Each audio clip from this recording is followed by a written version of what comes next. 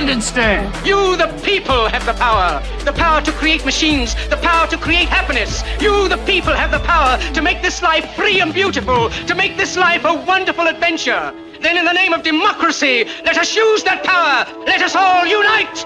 Let us fight for a new world. We don't sleep to dream, we sleep to build stamina. Energy to do our thing, get your camera. This show is about to begin, so sit down and buckle it in. Let's go! My name is Brian, that is John, and that is Shane. And you're watching the BRANE Show. Welcome, everyone. Good morning. Good morning, my brothers. How you doing? Good. Oh, yeah. I got such little sleep. I was like so motivated to do this show today that I was just like, I have so much energy to talk about Spider Noir and the Backrooms. Yeah, okay. How you doing, Johnny? Oh, yeah, I'm in the zone, mate. I am looking forward to this one. It's going to be a beaut today, isn't it, this show? So much to talk about. Yeah. Yeah, Brian, so like Shane said, we are talking about the Backrooms, Spider Noir, and what we believe is wasted potential, or at least most of us, you know. A very small sliver of us. Listen, we said it all. If you're here, if you are a Spider Noir stan and you are here watching this going, I want to see what these jerks have to say about this show that I love so much, it's going to be okay, buddy. All right, listen, put down the punch. All right? It's all right. Relax. Come with us to the edge of the room. We're going to get you home safe to your parents. Okay. It's going to be fine. It's all right. Calm down. Be okay. Calm down. Yeah, people love to be, they love when people tell them to calm down, right? No, it's the worst. Literally, the worst thing you can tell someone is to calm down. But go ahead. Also, we have a letter to Hollywood from actual Greeks. From this country of Greece, people. I mean, kind of. Yeah.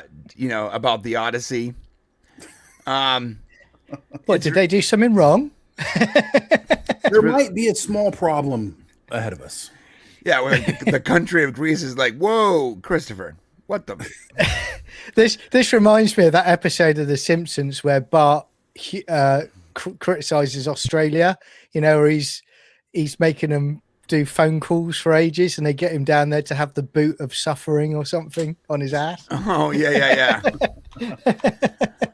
This is why I miss like classic South Park, because South Park would be just wrecking Odyssey right now. Oh, they would. So much fun with it. Yeah. They'd have, but instead, you know, they can't do that. They're literally they picked the side. It's too late now. Yeah, they picked the slide. So no. Also, the Rick and Morty premiere dropped this week, and for season 9, which tells me when they said, 10 more seasons, they were not joking, because like they're just going to keep going. They pretty much print money. Did it? Well, this one was particularly super sci-fi, and I wanted to show you guys that today and tell you why maybe if you're an adult, and you're a science fiction fan, you should probably check this show out, because it has gone from, it has gotten more and more science fiction, and this opening premiere was like pure, just action, adventure, sci-fi. There was like no comedy in the entire thing. There wasn't a single joke. It was just... The creator is a genius.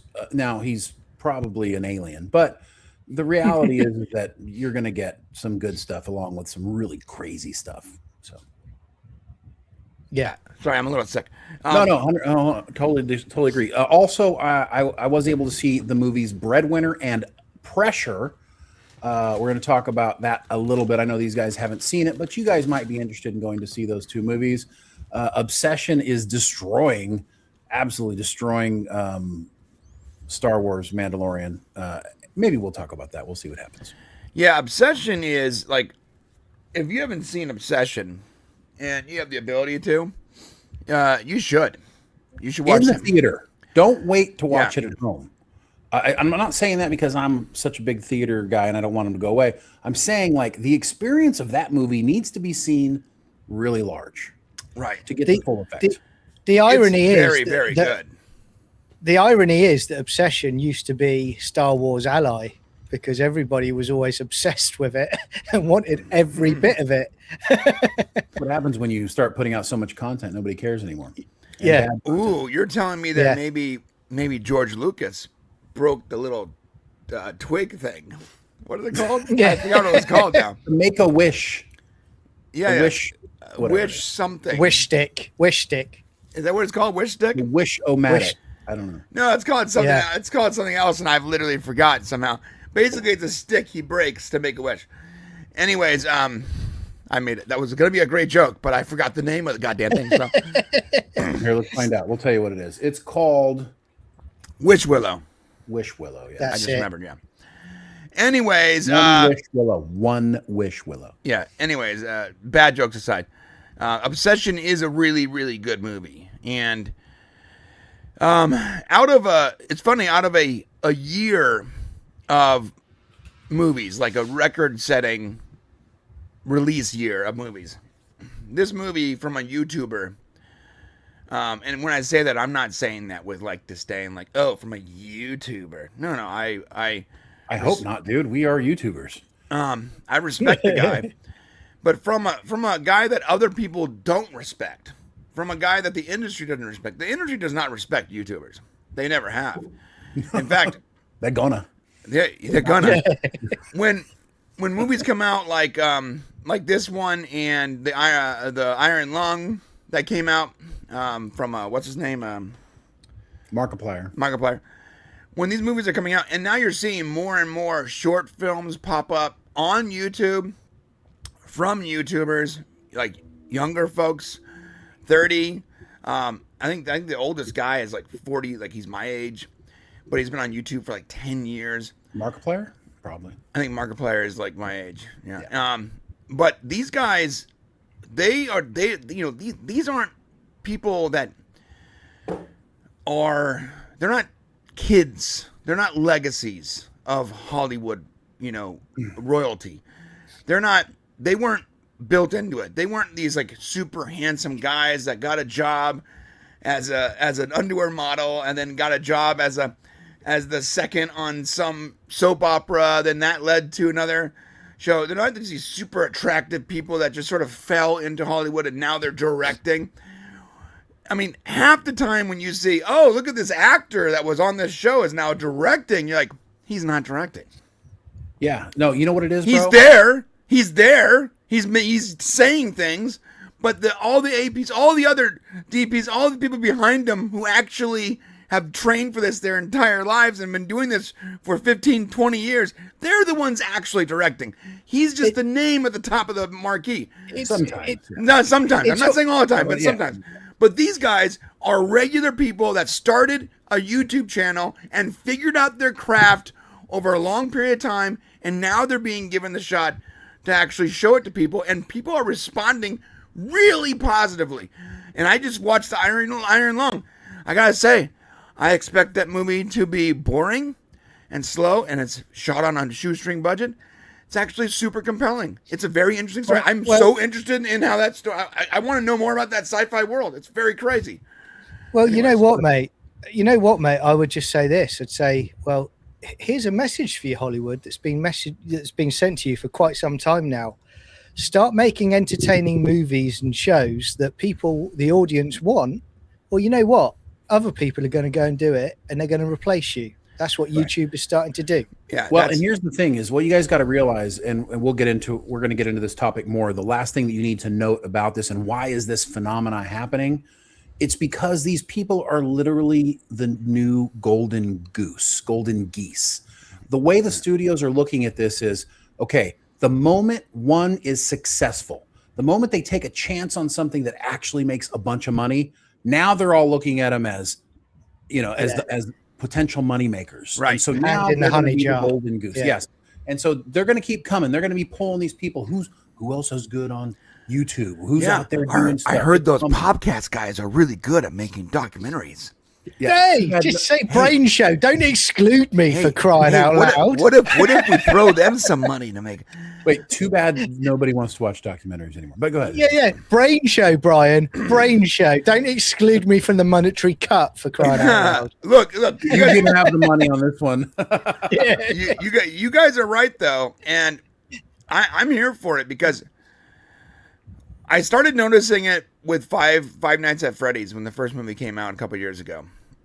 When those guys, when the studio that created that recognized how important Matt Pat's role was in keeping that franchise alive, because legitimately, he really, like, his promotion of that franchise is what made it, like, what got it to the point where a movie can be successful based on that IP.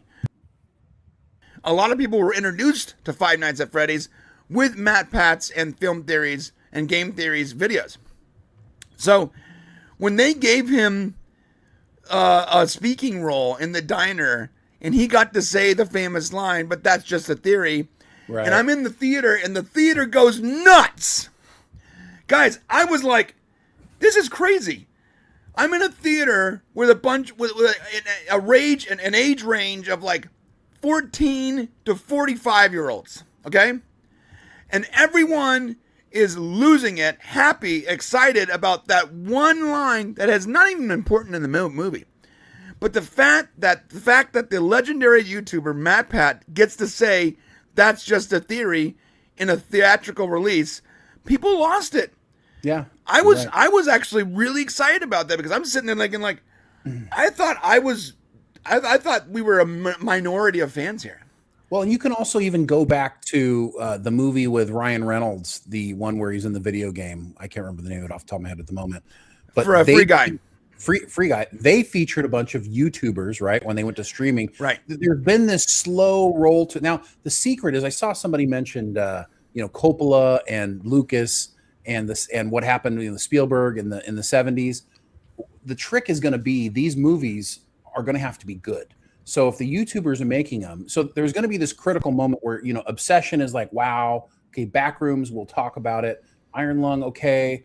So we got to they're going to have to be really good movie makers in order to, continue to translate. I mean, Hollywood's never going to stop wanting to make money, but at the same time, this is going to we're at a very balancing, a difficult place where we're balancing on the edge of something potentially great here. So hopefully.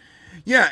And so also, Another movie that comes to mind when it comes to respect for these creative people that worked with their audience for years and years and years, creating often out of pure love and not profit-minded, right, was the Minecraft movie.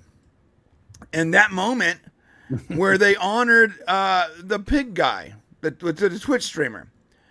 Bro, like I'm sitting there in the theater and my kids are crying over a person on Twitch or whatever. Like there's something to be said that the level of respect for online creators is really starting to rise in Hollywood. And I think now that more of them are being given a shot to actually show their skills, and those shots are becoming successful, we're going to see more and more of that. And I'm joking. We're probably not going to see the Popcast doing a movie, but no. But there's a lot of really good YouTubers. Like if you haven't watched Dust on YouTube, which is a channel that makes these short sci-fi movies that they put a lot of money and effort into, and they started the channel with no subscribers, no sponsors. And they were putting out movies that cost them like $10,000-$15,000 to produce, $20,000, $50,000 to produce. But they were so good, they quickly got a following. But they had to take the risk and the investment of money and time and talent to get that following. I feel like those guys need it. They should have a shot at making a movie. What I don't want to see is a bunch of fake YouTubers like Rhett and Link, people that are only popular because they got in early and they towed the company line and they never disrupted anything and they never pushed against a broken system, and they never went against the grain in any way, like Rhett and Link. I hate those guys so much. I think it's pretty obvious. Sorry, but I'm the perfect example of pushovers like Rhett and Link, Philip DeFranco. People that the moment the water got hot, they just shifted to the cold part of the pond to keep their channels going, and they never actually did anything creative. All they ever did was criticize creatives. I don't want to see those people being given big contracts because they have a following.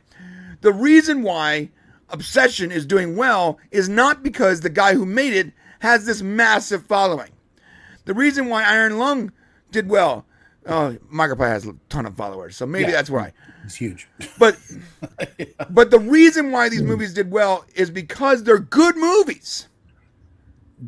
Yes, That's the most important part. Yeah. So I don't want Hollywood to be like, a good movie. Yes. Hollywood, so you know what? There's a gold mine. Let's go dig up the guy with like 11 million followers that all he does is talk on a camera, right? And let's let him make a movie. No, don't do that.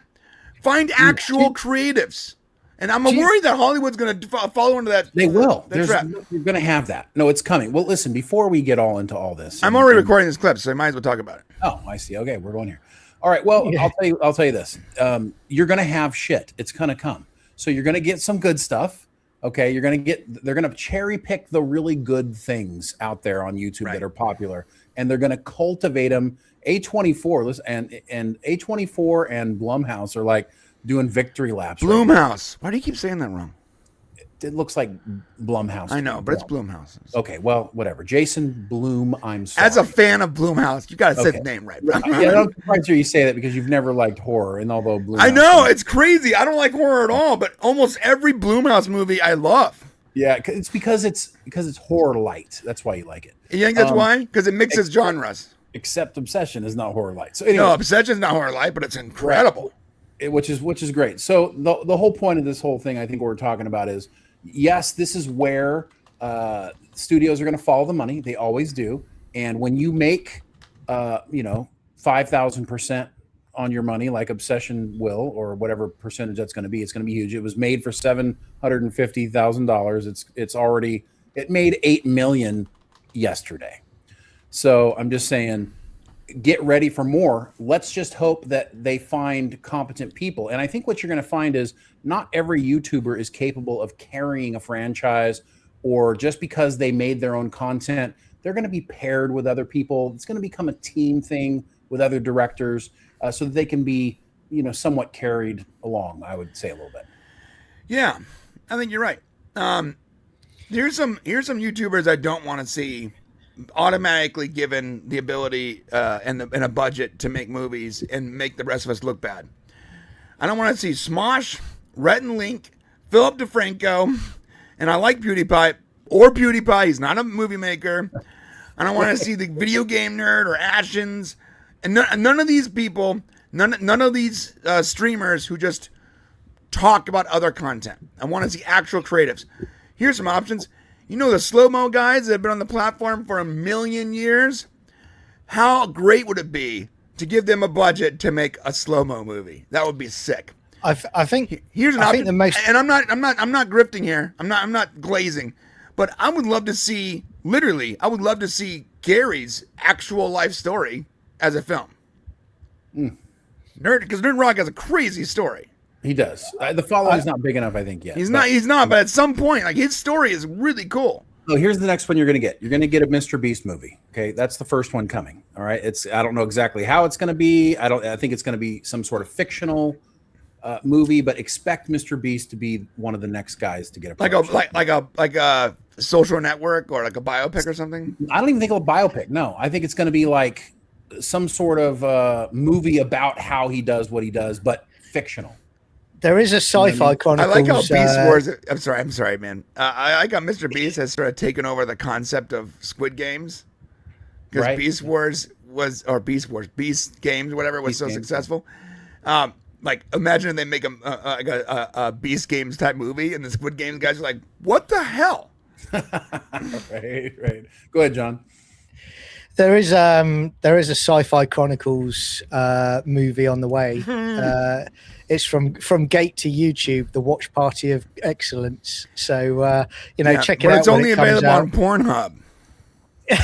yeah. But I've agreed extensively to go nude for that, and have signed a big money deal to do that. Yes, I have also agreed to go nude. Yeah. I We're have very not- popular I in the bear and cub communities. Don't worry, I'm not going to be participating in that one. You guys, it's all you. So the only reason I keep saying I don't want to see these like legacy YouTubers that actually don't have any creative bone in their body, and they've never actually disrupted anything, and they've always gone with the flow, and they've never actually gone against any of the culture war stuff. And whenever YouTube told them to jump, they jumped. And whenever YouTube told them to, not talk about something, they didn't talk about it. The cowards. I don't want to see cowards given millions and millions of dollars to create anything when they didn't have the balls to create anything in the first place. When all they've ever done is just react to other people, other actual courageous creatives doing crap. Yeah, you don't want to see that, but the problem is it's coming. I mean, the light bulb that went on. I mean, you guys got to understand, $750,000, almost no marketing. Okay, studios spit that onto the sidewalk when they're walking across the street. That's like true. literally, they can take a chance at it. If they see somebody with 10 million subscribers, they're going to go, how do we turn this into something at the movie theater? Well, you're right. This leads into what you've been saying, and it's a simple fact is that I was talking to a friend earlier this week, and we're talking about how difficult it is if you want to write a script to get into the industry because it's a closed door system. Now, when you've got all of this YouTube set up, if you want to push it and you want to develop, you're going to get the opportunities going forward to actually break through, because people are going to see your work. Previously, you had no hope unless someone greenlit your script to make something. Now you can just go to hell with it. I'm going to develop it myself on my own channel. Yeah. This is incredibly good for Hollywood. Let me be clear, guys. I don't know if it sounds like we're saying good things or bad things here. This is incredibly good for Hollywood. This is incredibly good for movies. We have been treading the terrible waters of, part 2, part 3, part 4, prequel this. I'm tired of this IP, blah, blah, blah, blah. We're finally getting original stories being told. So, if we have to wade through some of the shit to get, fresh stories that we've never heard before, I'm down. Like, bring it. You know what I'm saying? Yeah, 100%. I agree with that. All right, well, let us know what you think in the chat and in the comments. All right, yeah. When you were going off on that first tangent, I was like, I got to record this. Oh, well, cool. Yeah. So I just pressed record. You were like, but when YouTube's, I'm like, whoa, I got to hit the record here. And he's getting passionate. Sorry, I'm a bit pixelated as well, chat. I'm not sure what's going on there, but I don't know what's going on either. Distorting. It's weird because you're totally green on my end. We're all green lights. Shane's never looked better on a stream, but it's like I cannot get you both to look good on a stream for some reason. It's Starmer again. It's Starmer again. Genetics. It doesn't want people seeing me. Yeah, you do look very pixelated though. It's okay. Yeah. Before the next story, you want to disconnect and reconnect? Dip in out. Yeah, I'll do that. I'll see you in a sec. You know what you look like, John? You look like one of those Backrooms characters. I'm just saying. Oh, wait. No spoilers. No spoilers. Yeah. Oh, we're going to talk about that. All right, bye. We're going to talk about that. Before we get into anything, guys, if you haven't subscribed to the channel, please do so. We really appreciate you guys being here and watching, all you wonderful, beautiful people in Philip DeFranco. I love your faces. That's all I ever think of Philip DeFranco. When you mentioned Philip DeFranco earlier, all I get here is, I love your faces. I used to like Philip DeFranco because I thought he had the balls to be a centrist. Right. And then he realized that you can't be a centrist on YouTube and be successful. And so he just followed the crowd. And I have such a deep disdain for individuals that are not authentic. I have a deep, not disdain's not even the word, like hate's too strong, disdain's too light, somewhere in between. Yeah. I have a deep frustration with people that have no testicles, that have no real courage to stand up and just be an authentic, genuine version of themselves. I'm not saying you have to be totally authentic to the point where you lose your business, but have some damn backbone, bro. Well, I think that's the problem. Yeah. And he is so beyond the finite curve here. His business was well established. He could have had a backbone and spoke up and been authentic and been genuine and stood up for YouTubers that couldn't because they had very little audience and they weren't beyond the tipping point of success. And he just decided the extra 8%, 12% revenue was more important than being an authentic, genuine, real person. Well, it's a slippery slope, and I think the problem with a lot of these creatives is, a lot of YouTubers, and something you guys may not realize is that YouTubers are, they're a victim to their numbers. So when you cover content, especially popular content, you can see what clicks and what doesn't click. It's actually pretty simple. And so you say to yourself, look, this is what I believe. This is what I'm going to talk about. And all of a sudden you find out that gets you lots of views, right? And so then you're going down that road. But all of a sudden, right, when the seas of change and the winds change and public opinion starts to change, all of a sudden your views start dropping and you start panicking a little bit. This is what happens. This is why people can't have integrity, okay? So then they slowly change. They make a small change, and they make another small change. And they're chasing their clicks. And all of a sudden the clicks start to come back. But what they realize is that it's a little bit to the side of where they believe and what they think. And then they just keep chasing that until all of a sudden they're Philip DeFranco and their belief system is completely different. Right. Yeah. Completely different than where they were. Right. Yeah. And we're seeing that on the Jimmy Kimmel. Yeah. Jimmy Kimmel. Oh yeah. Jimmy Kimmel is a perfect example of someone who just made every pivot he felt he needed to make for his career, right, to match Hollywood's virtue signaling nonsense until he's a complete opposite version of the actual authentic person and his belief system that he actually is. So the reason why you feel the way you feel, he's a parody of himself. The reason why you feel the way you feel is not just because it's dishonest, but there's also a grift there. So you've got this double, like you don't have the courage to I hate be grifters. yourself, but also you're trying to take advantage. It's like the worst of humanity when you're like that, which is why we can sit here on this channel with the limited, amazing viewership that we have, and speak our truth because we're not worried about what our views are going to be next week. So. Yeah, it's not like our finances are tied to our to this channel, right? The thing is this, I guess when your finances are, that makes it harder, especially for smaller YouTubers who are literally like their entire livelihood comes from YouTube. I can see, but there's an option there to not talk about something that you think is going to hurt your income. Yeah, you just not talk about it. Well, that's why. But people like Bill DeFranco will talk about something in a way that's completely unauthentic to capture the extra 8% of views that he thinks YouTube's going to throw his way. Yeah, no, he was already doing fine. He's an example of a grifter. But authenticity. So Robert Meyer Burnett, when he says things like, authenticity is the new currency. I mean, it's true. If you can come across to people as being authentic, and they connect with you, then they're going to watch you. That's just how it's going to be. And it's going to be the same for these people who make movies. Their fans are going to follow. The question is, are they going to stick to their guns, or are they going to all of a sudden start doing what studios want them to do because they're getting their break? And it's a tough place to be. I got to say, I used to very much dislike Asmongold because he looks like a homeless, balding cockroach. He looks like he looks like the embodiment of 4chan. And I never understood why anyone would care about Asmongold streams or Twitch or whatever, even though he's popular. He did not strike me as someone that I was going to watch.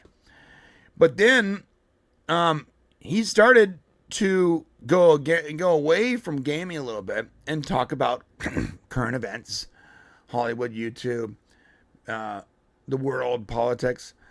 And even when his audience didn't like his opinion, he would just say it. Yeah. And there was a point where if his chat was too aggressive with him, when he was talking, he would just ban the chat and keep talking because it was distracting him. And and again, didn't have any respect for this guy whatsoever. But I had respect for the fact that at one point he made enough money where he didn't care anymore, and he just goes, "Here's my unfiltered opinion," and it's gonna get you.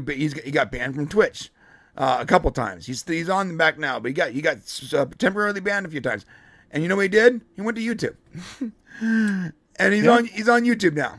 And YouTube is a much better place right now for people that are speaking their minds, partly because Trump won the election, but mainly because Elon Musk bought Twitter, gutted it, turned it into X, and set the example for what a social network should be. Right. And YouTube and Facebook followed suit because that's where the culture was going, and they're cowards. Facebook and YouTube are cowards. If Elon had not bought Twitter and said, "This is now X, everyone's fired," like, Facebook would have been like, they would have kept up with their nonsense shadow banning and crazy shifting terms of service, right? Oh, Billion% right. Billion% right. So because of that, though, it allowed a platform for people like Asmongold to actually exist. And then the more I listen to him, the more I realize this guy actually researches, even though he doesn't look like he does, because he looks straight up like a homeless person. He actually does research what he's talking about. And you know what's really great is when he doesn't know what he's talking about, he just says, "Ready? I don't know anything about that." He doesn't try to just make it up as he goes. So I've literally become a fan of this dude that I once thought was just a straight up cockroach because of how authentic he is. And I love that Robert Meyer Burnett said authenticity is the new currency, because that's so true, man. It is. It's absolutely true. All right. You look much better, John. Much better. I can see your pretty face mate. now. John, I hate the fact you've got. Mwah. I hate the fact hate the fact you've still got that Hello Kitty version of me up when I'm not here. What do you want? Yeah. We will talk after. So you're still pixelated, but not as bad as before. Oh, no, it's getting worse. Whatever. We'll just run with it and see if it works. Yeah, let's just go. Just go. Yeah. We know what John looks like, okay? Yeah. You know what? Yeah. I can just leave his audio. How about I leave his audio on and put the Hello Kitty version back? No, that'd be terrible. Imagine me however you want. That's what the pixels are for. Welcome to the pleasure dome, everyone. Zoom out just a touch, and it might change your frame. Okay. All right. So let's talk about Spider-Man next, right? Yes. It's not Spider-Man. This is very important, right? We're talking about Spider-Noir, not Spider-Man. Wait. Well, how come you Noir? can't say Noir. How come you can't say Noir right? I can't. Say it again. Say it again. Noir. Why Noir. can't you say Noir right? My mouth doesn't work that way. By the way, just a little payback for you calling me out, but that's all right. Well, Bloomhouse and Blumhouse are two different things. Not hard to say Noir, bro. And I can't say it. Noir. Noir. I'm just kidding. Anyways, we're talking about Spider-Noir because we can't talk about Spider-Man. And guess what? Neither can Amazon. They couldn't say the word Spider-Man either because there's a rights issue. Notice the name of the character is Ben Reilly, not Peter Parker. I love how they explained how they didn't use that for other reasons, but yeah. Yeah, and notice how he changed his name, but they didn't say what he changed his name from because they can't use the name Peter Parker. They can't use the name Spider-Man. They can't. Not allowed to. There's rights issues. It's a messy rights problem. On top of all that is the confusion for comic book fans because Ben Reilly was a clone of Spider-Man. So a lot of people had these wild theories about this character.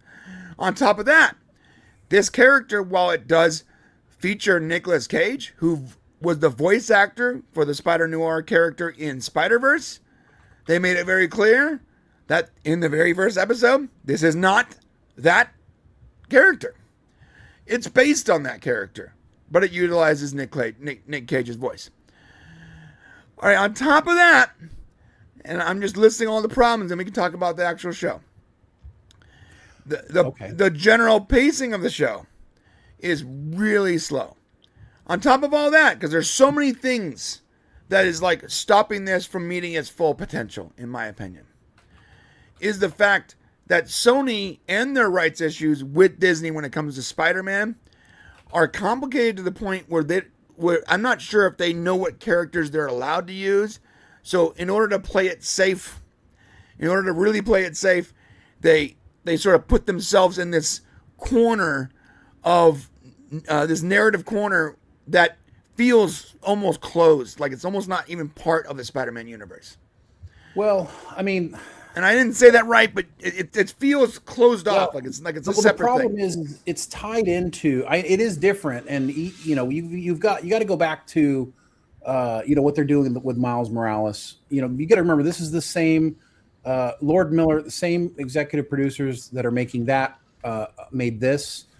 They are tied together in some way. So, I don't know what the rights issues are specific to each of these elements. I know Sony is the driving force behind this one, and Sony has certain rights.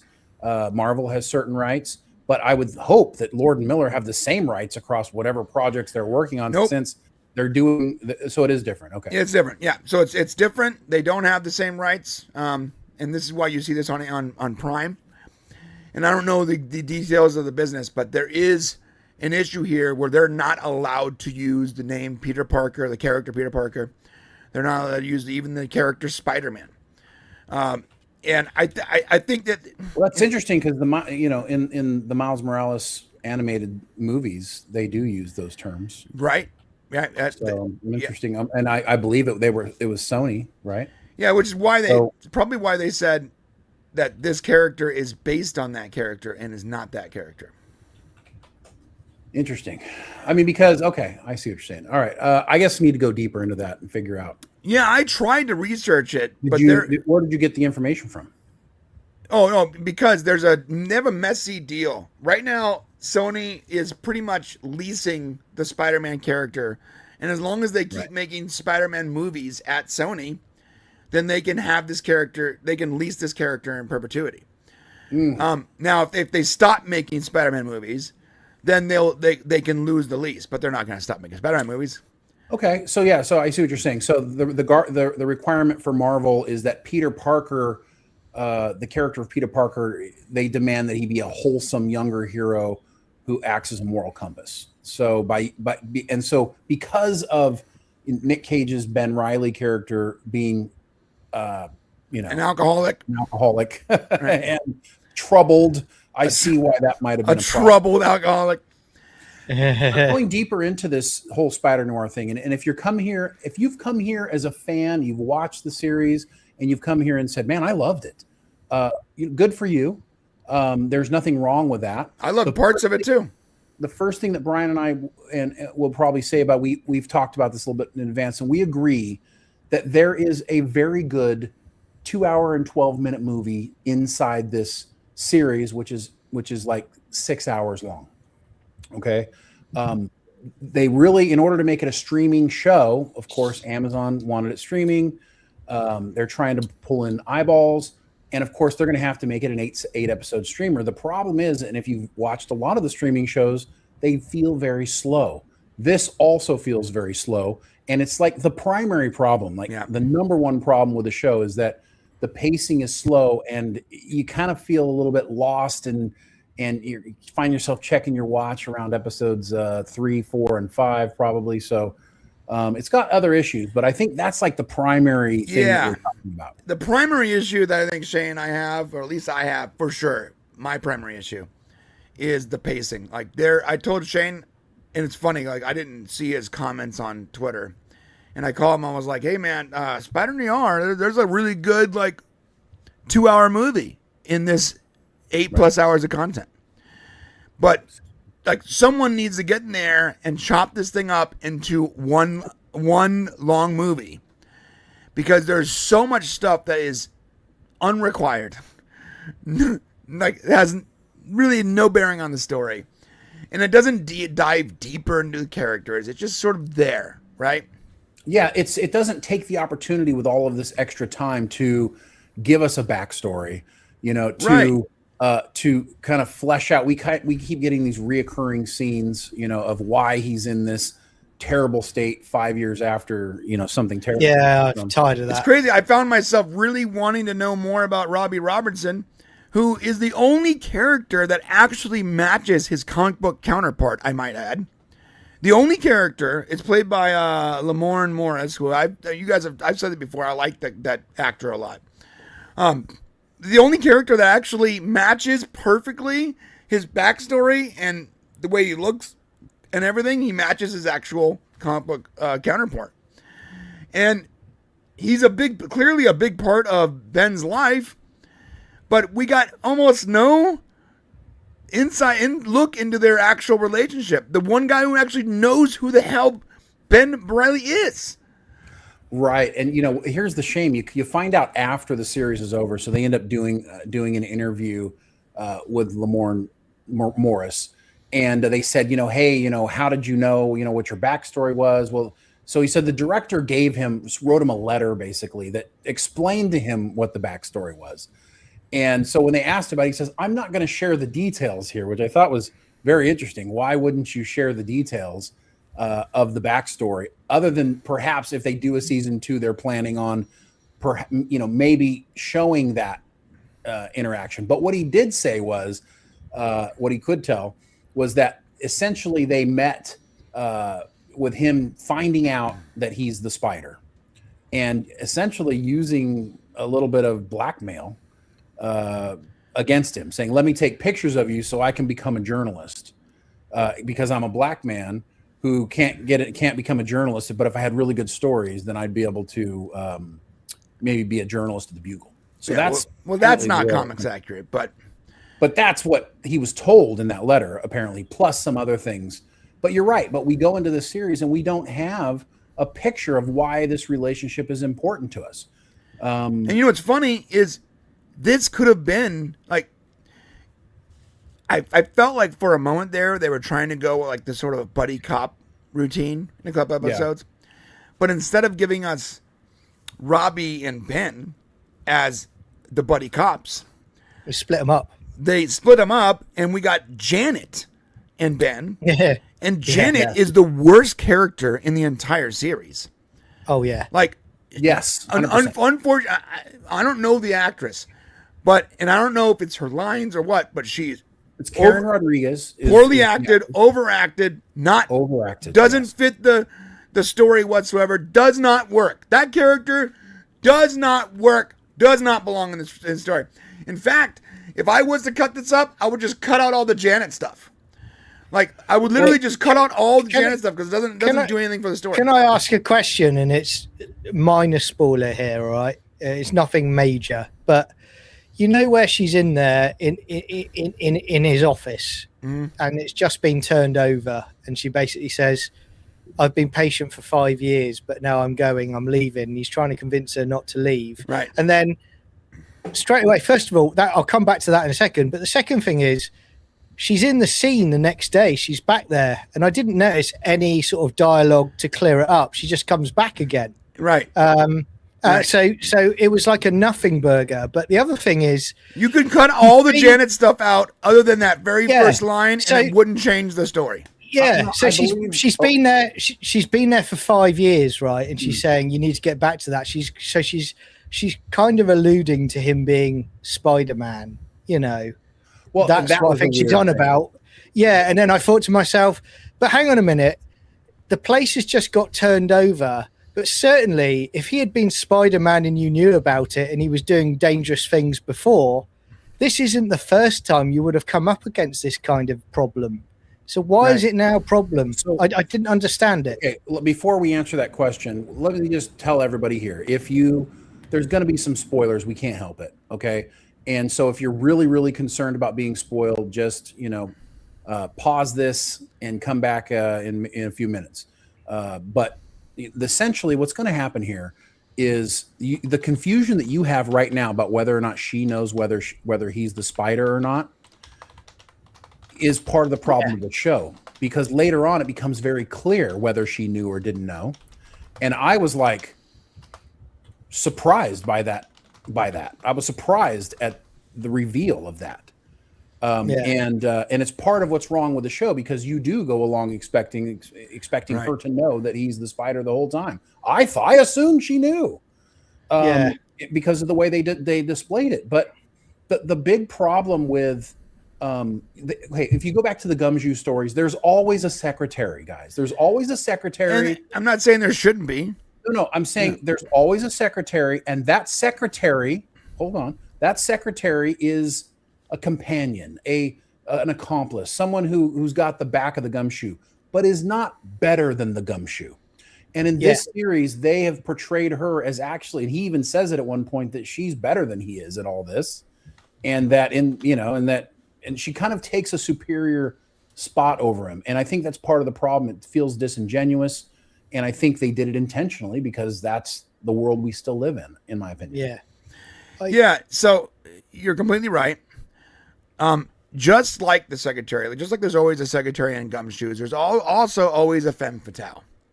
Always. Yep. And in this movie, the femme fatale is Felicia.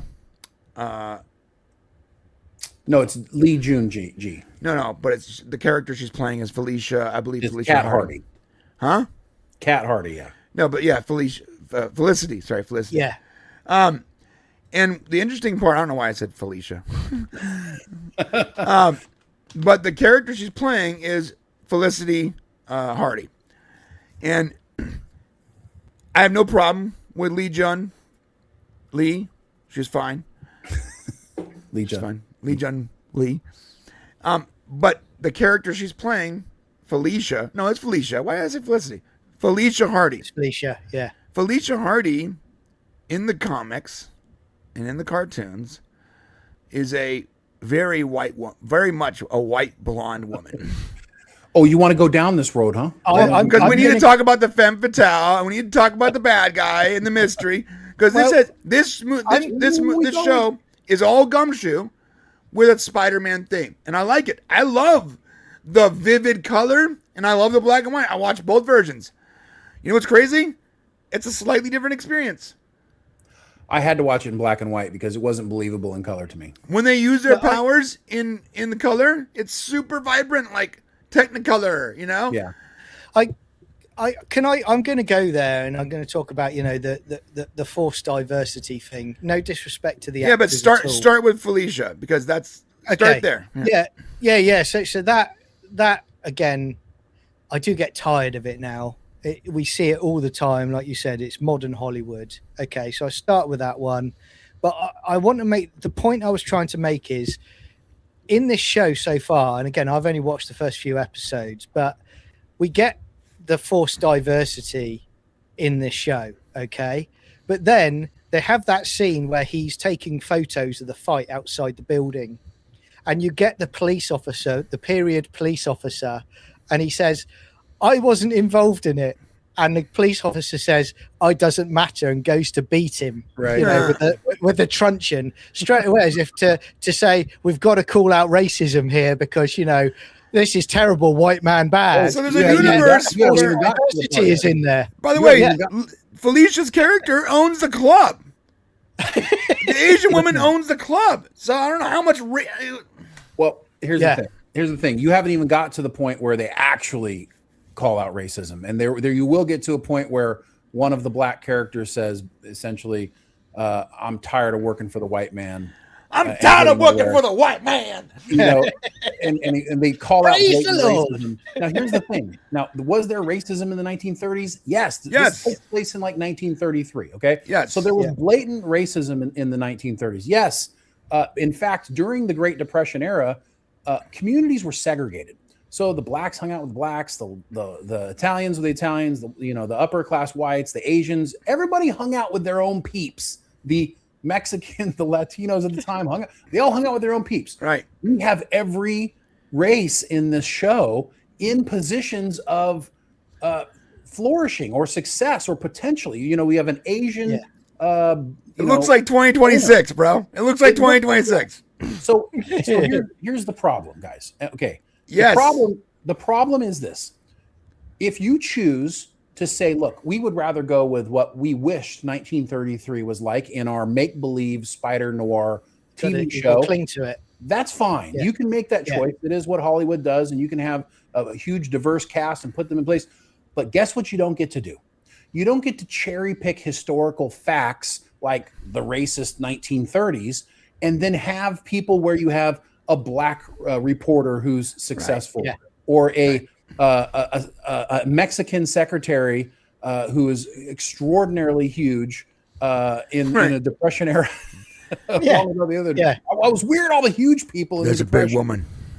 But Also, not just Janet, Landon, like the main bad guy, I'm also telling a giant fat guy. Look, Plus I know the Glass bodyguard. House here, guys, but too many fat people in this show. Less than 1% of the population was obese in 1933. I'm just Yeah. saying they're Yeah. all in this TV show. Half the TV show is fat people.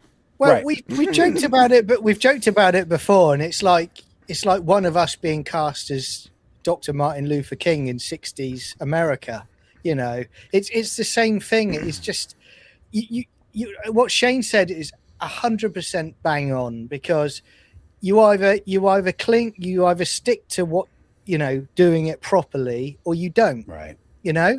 And they don't. They cherry pick what they want to do, and it's like it just takes the authenticity out of it for me. It's like, They cherry pick. We want a virtual signal, but we also want to have our diverse cast. Well, you can't do both things.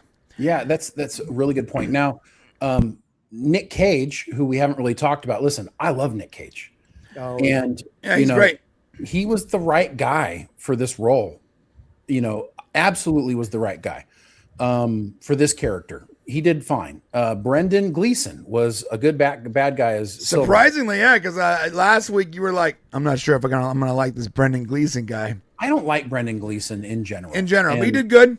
But he did good. Yeah. He was good. And Nick Cage was, you know, exactly. I love Nick Cage. I love him. I like Lamorne too. I think Lamorne did good. I loved it when he was mimicking. He was doing an impression of Nick Cage. I thought that was great. Yeah, Lamorne's. Yeah, the acting was fine. Yeah. Like the problem I had was with the virtue signaling, but you know, and also the way the characters. I don't know why I'm supposed to care about these characters. You know, like I get the fact that his secretary, you know, has feelings about him and that she, you know, she cares about him, but we don't really understand why. Like there's not enough backstory. And when you have this much time to tell this story, I mean, frankly speaking, they don't even get to some of the answers of this until like episode 5 or 6. So Yeah. And by the way, there's some good episodes. Episode 6 is great. Episode 6 is fantastic. I actually also liked the first episode where they were setting things up. It felt like a mystery. It felt like Gumshoe. Yeah, no, I was okay with the first episode. Latino Slant here says Janet was the only thing I liked in the first episode. Yeah, Janet was fine in the first episode. It's the longer she goes, the more it makes no sense. This character, where there's too much screen time on this character that doesn't matter. And it's possible, Brian, that listen, we are all familiar with Nick Cage and his acting style. He is an over actor. Yeah. We get that about him. But he may have infected everybody else, including his secretary, because she overacts. Yeah, and you have to ask yourself, was this the right casting? Can I ask something about Janet as well? And this isn't a spoiler, but you know when she walks into the police precinct and she's got the bag full of cakes, and you've got all of the other cops looking at her, and I was thinking to myself, are they looking at her as if to say, cool, look at that tasty woman coming down the hallway, or are they going, oh, I want those cakes? It might have been it was very weird. A little of I want some of that cake and I want some of those cakes. Might have been a little both. Let me tell you something. Because she has some cake. She does have some cake to her. Listen, back then, voluptuous women were. Listen, voluptuous women were unique back then, and desired. Yeah. So, I shouldn't do it. What did Sam Elliott say? That's a big fat woman. Yeah, I shouldn't do it, and I'm in that kind of funny mood today with humor. But I thought that the police chief is going to open the bag, and there's just crumbs in there, and she's going to go, "Where's the cakes?" To be fair, she wasn't as fat as we're making her out to be. Like, she wasn't like that fat, but no, she was, bro. No, she was. She's obese. She's obese. She's not like the way we're describing her. If you haven't seen the show, it's like it's like she's gonna look like that No, you the 100% human thumb expected- from that you reality 100% show. expected her to have eaten the food before it got there. Okay, all right. Listen, look. I am not going to pretend. That's Listen, too. I have no. That's too much. I have no. I'm a big man. Okay, I got no place. To Glass contend. houses, bro. We're throwing stones I'm right not- now. I'm not worried about. I'm not that worried about Janet's weight. Okay, that's not my problem. The problem is that her character is over the top, and her character just doesn't seem to mesh properly with what they're trying to accomplish. And every time I watch her in a scene, I get pulled out of it. Yeah, I had to switch to black and white because of her. I had a bigger problem with Fat Landon, the villain. He's you don't see him he's that worse much. than Janet, in my opinion. Well, it's ridiculous. Like, honestly, He's so a dude- silly and stupid and cringe. A dude who's out there working his butt off 12 hours a day in the depression just isn't going to look like that. No, yeah, and then he quotes Shakespeare acting before was doing silly stuff. I'm like, I legitimately hate that character. Real quick, for $2 from French Main, thank you. He says, or she, whatever your pronouns are, my friend. She doesn't own the club, Silvermane does. Yes, Silvermane owns the club behind the scenes. What did she Right. say exactly? She's the owner. My name may be on the deed, but Silvermane owns the club. That means that in society, an Asian woman owns that club. So you cannot have a society that hates non-whites, Yeah. but on the same point, they're stand-up business owners in their community. It's not how it works. Yeah, You can't have your cake and eat it too. Yeah, Silvermane essentially, probably gave her the loan. He probably has all the financial Typical interest corruption, right? and controls her because she can't do anything about it. He's gotten to the point where, he has total control over her because of money, essentially. Yeah, I did like fear. Silvermane, but I did not like Landon whatsoever. I feel like a ton of time was spent on the mystery, but not in any meaningful way. We didn't really get much actually out of the mystery. Now we got some of the World War I stuff, which was super cool, Right. but we didn't get enough of it. Like, they didn't really go into it enough. And instead, we spent a lot of time looking for characters that it looks like apparently didn't matter to the story whatsoever. Right. Yeah. They spent a lot of time going around. They wanted to show the Hoovervilles, which was accurate to the time frame. President Herbert Hoover created these little, basically shanty towns where people, were poor that were living. Made sense. They wanted to really showcase the environment and how that looked. And to some degree, like the way this is shot and the way it looks is very good. I thought it was very creative. Cinematography is amazing. I feel like I'm in 1930s New York. It reminded me a little like the Dick Tracy, stuff.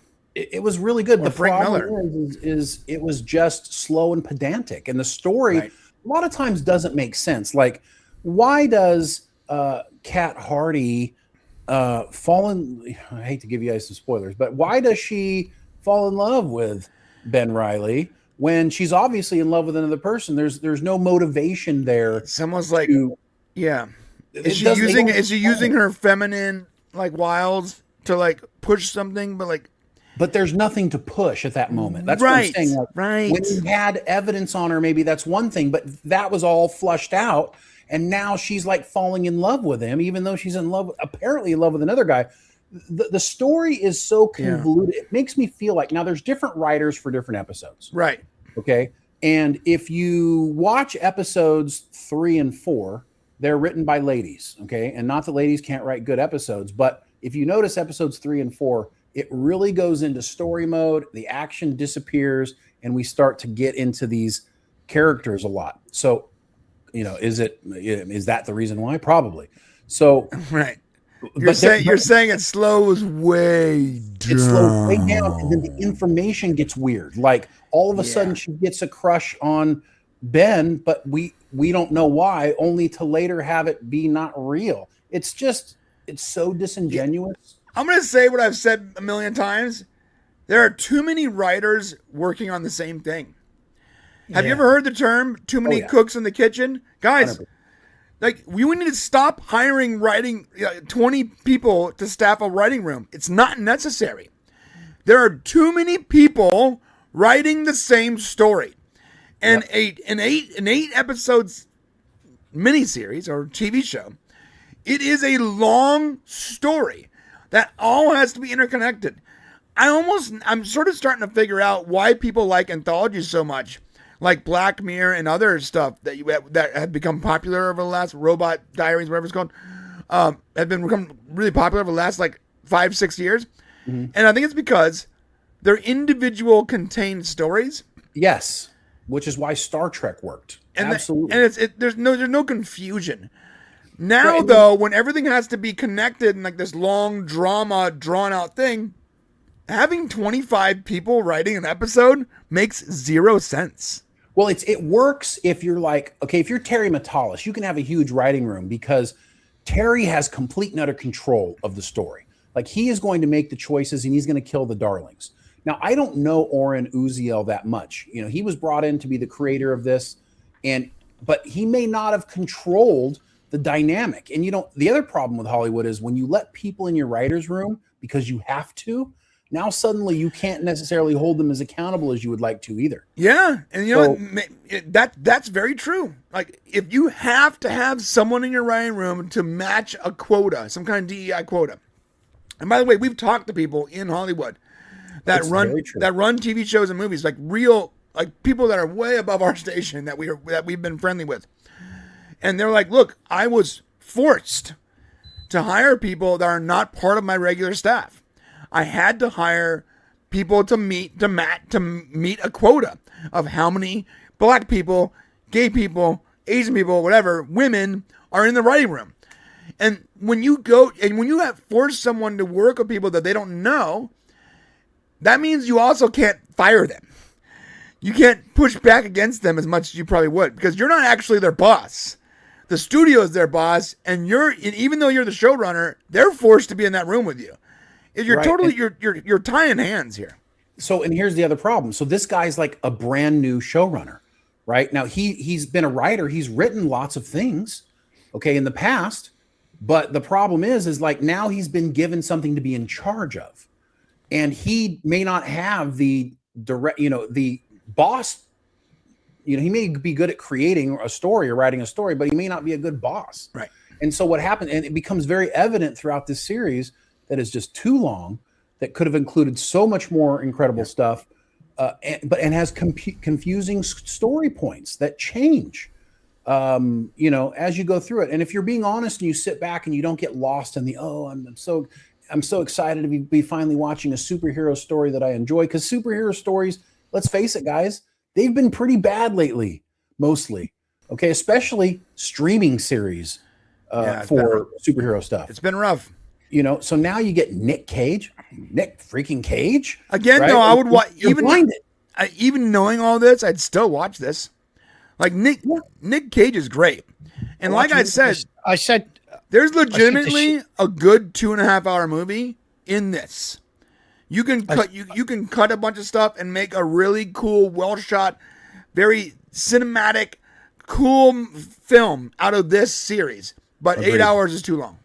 I said to Shane before the show, I said that with Nick Cage in anything, I could watch a 2-hour movie with Nick Cage just putting wallpaper up because I love Nick Cage. Yeah, he's great. That's where he's great. I said to you, I watched The Rock last night. I think what you're talking about, Shane, about the diversity side of it, this is the thing I've always had a problem with, and I've said before, you can have diversity charters, but you don't have to fill it in every movie and show. Right. You could go, right, this series or movie is going to be diverse, and we're going to have make diverse Black writers, Panther, actors. then WandaVision. You know exactly. what I mean? Like, mix it That's up. what you do. You don't have to put it in every single production. Make Sinners, then leave it to Beaver. Whatever. Yeah. And for me, that's laziness of the corporations that are doing this, because what they're doing is effectively, in my view, they're saving money by saying, right, you have to have these diverse writers and actors in these shows and movies, right. Whereas as opposed to financing and going, do you know what? That's right. We're going to do this diverse movie, this diverse series, bring your crew in, bring your writers in, go for it. But this is going to be a standard. We're going to do this as close as possible to the source material we're adapting. The problem, That's what John, you should be doing. The problem, John, is you're right, but there is no overseer. That's why there's no, you don't have somebody who's going to go, this is what we're going to do. That's not what happens at these big streaming companies. They're everybody's given a department, everybody's given a series of things, and then they go on their own. Right. Okay. And then so they have HR give them this. Yeah. They've got these diversity requirements set down because you don't have one person who can go, okay, let's lighten up over here on this one. Let's do this one. Everybody use your best. Here's our requirements. And then everybody goes out and we end up getting clone stamp of all the same types of shows with our casting. Yeah, no one wants to push against the grain. You know, they don't want to lose it. So, like, you need someone that's in charge that doesn't give an F, that can be like, no, we're trying to make cool stuff here.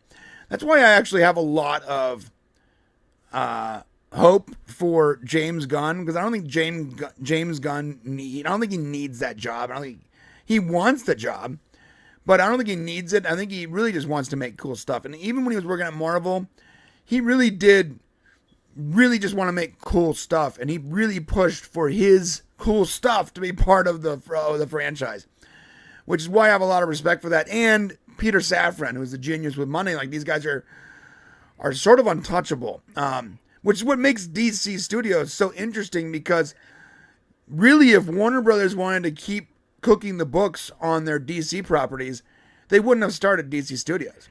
They would have kept hold up, John.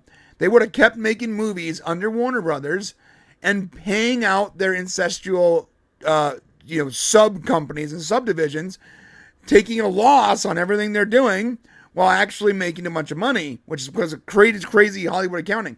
When they actually started DC Studios as its own studio, that was them going, we're done with that. We actually want to make cool content. And we're going to get to that in a second. But the problem I have with Sony and Spider Noir in this, once again, we're seeing a lot of creative Hollywood accounting.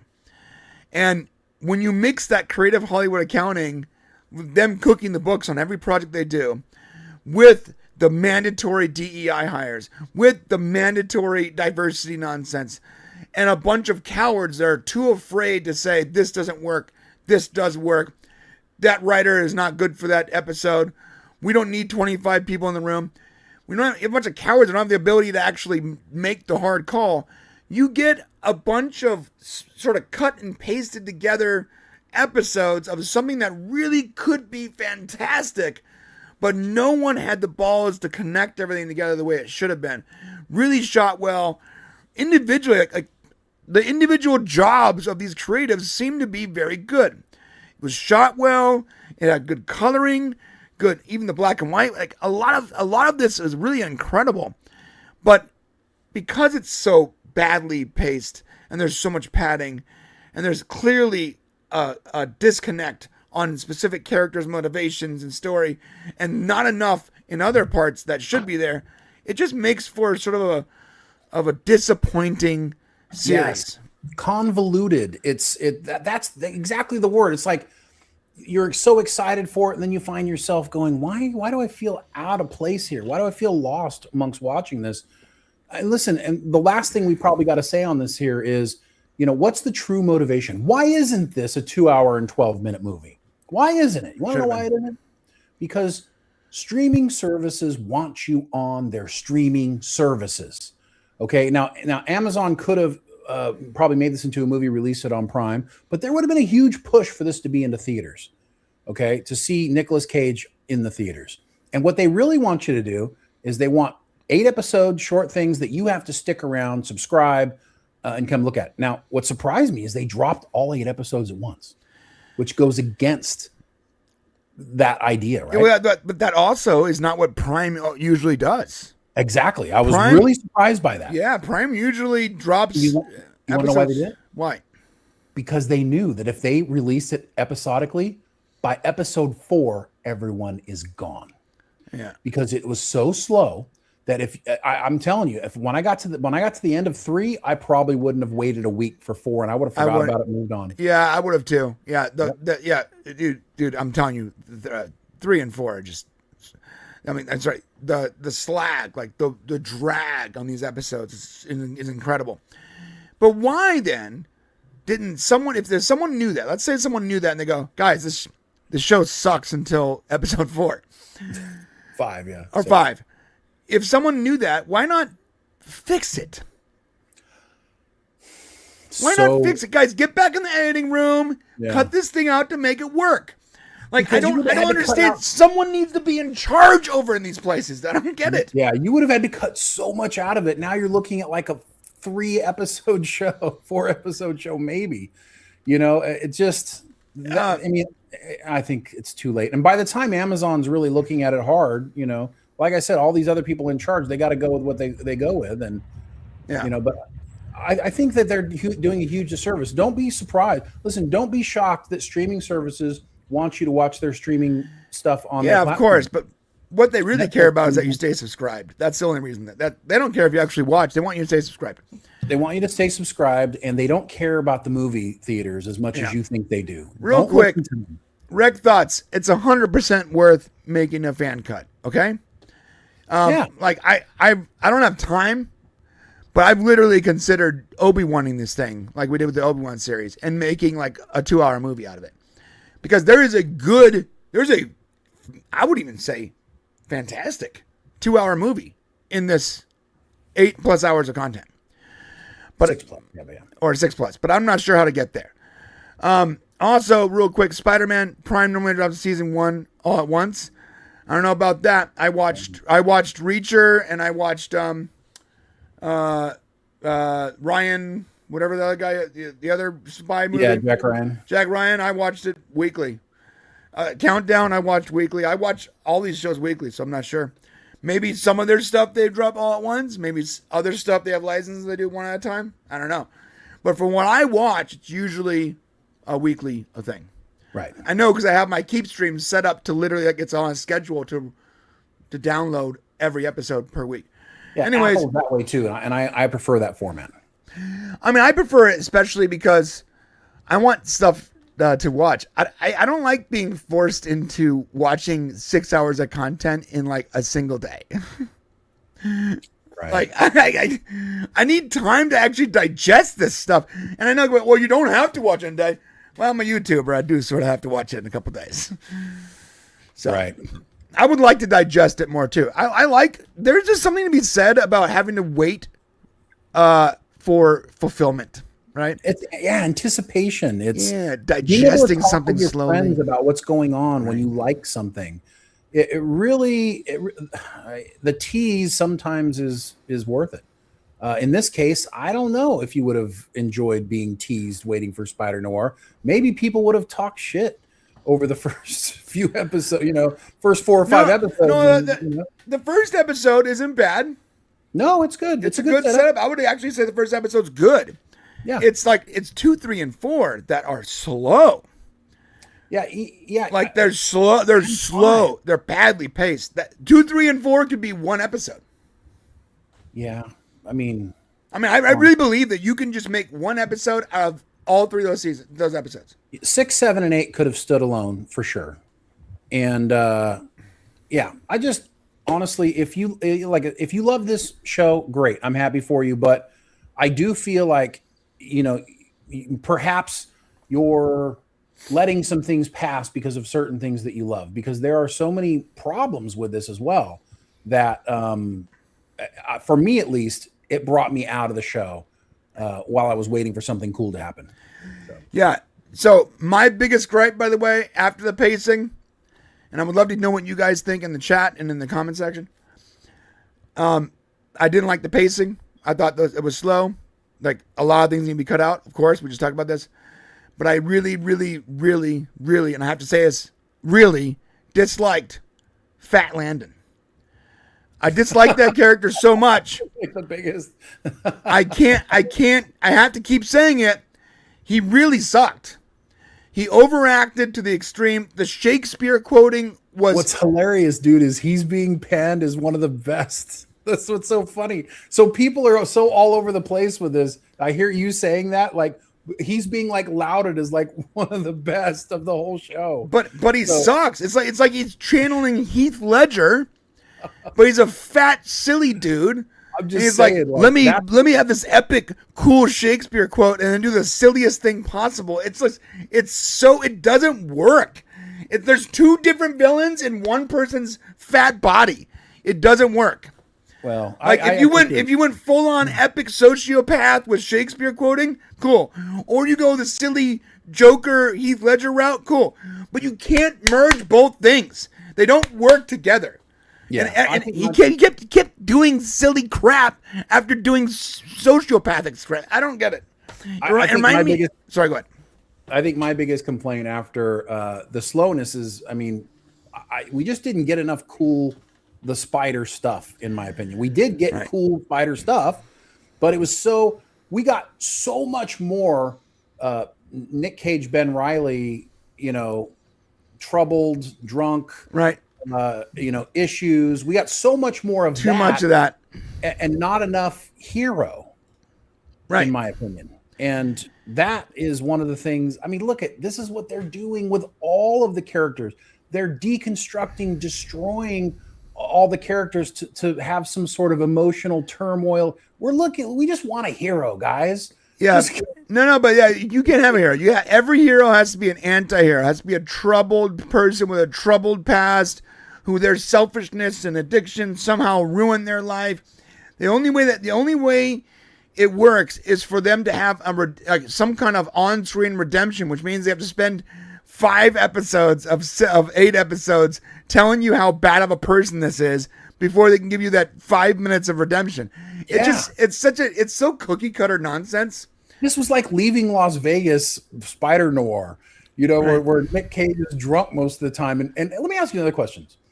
If you had like a stereotype about the 1930s, would one of them be that they smoked a lot of cigarettes? Because holy shit, did they smoke a lot of cigarettes in this TV show? Like they ever light another one up. But I know they smoked a lot back in the 30s or whatever. Holy crap. It was like, I get it. The gumshoes always had they're always lighting up a cigarette. And by the way, for a town that is in the middle of prohibition, it seems like no one had a problem drinking. That was kind of the thing with prohibition. So no one had an issue like this is prohibition, but like literally everyone's like cops are just drinking. If you wanted to get alcohol, you get alcohol. Right. That's why the gangsters did so well. Right. So yeah. Listen, am I saying you should watch it? Yeah, you watch it. You should watch it in black and white. That's really cool the way it's shot, and I believe that I honestly believe this, that if you just skipped episodes 3 and 4, it wouldn't really change anything. In fact, it might even increase your enjoyment of the show.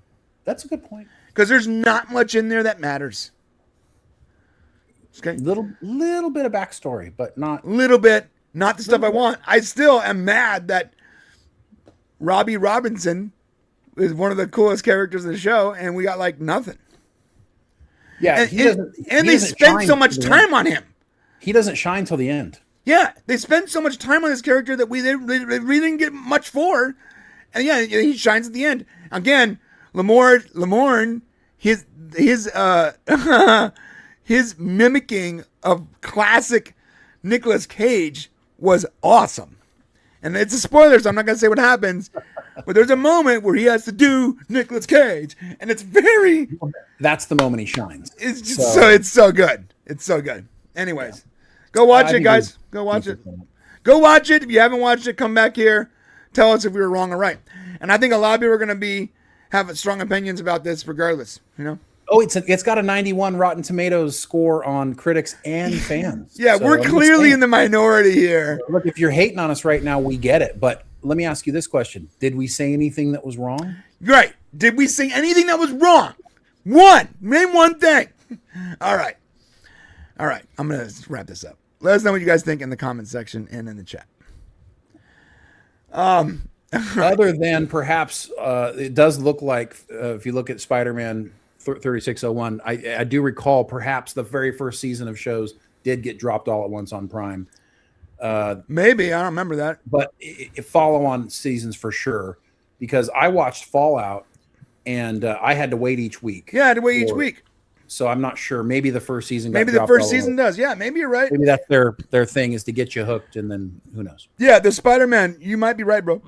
I don't even know. Again, if I say something that's incorrect, you guys go ahead and correct me.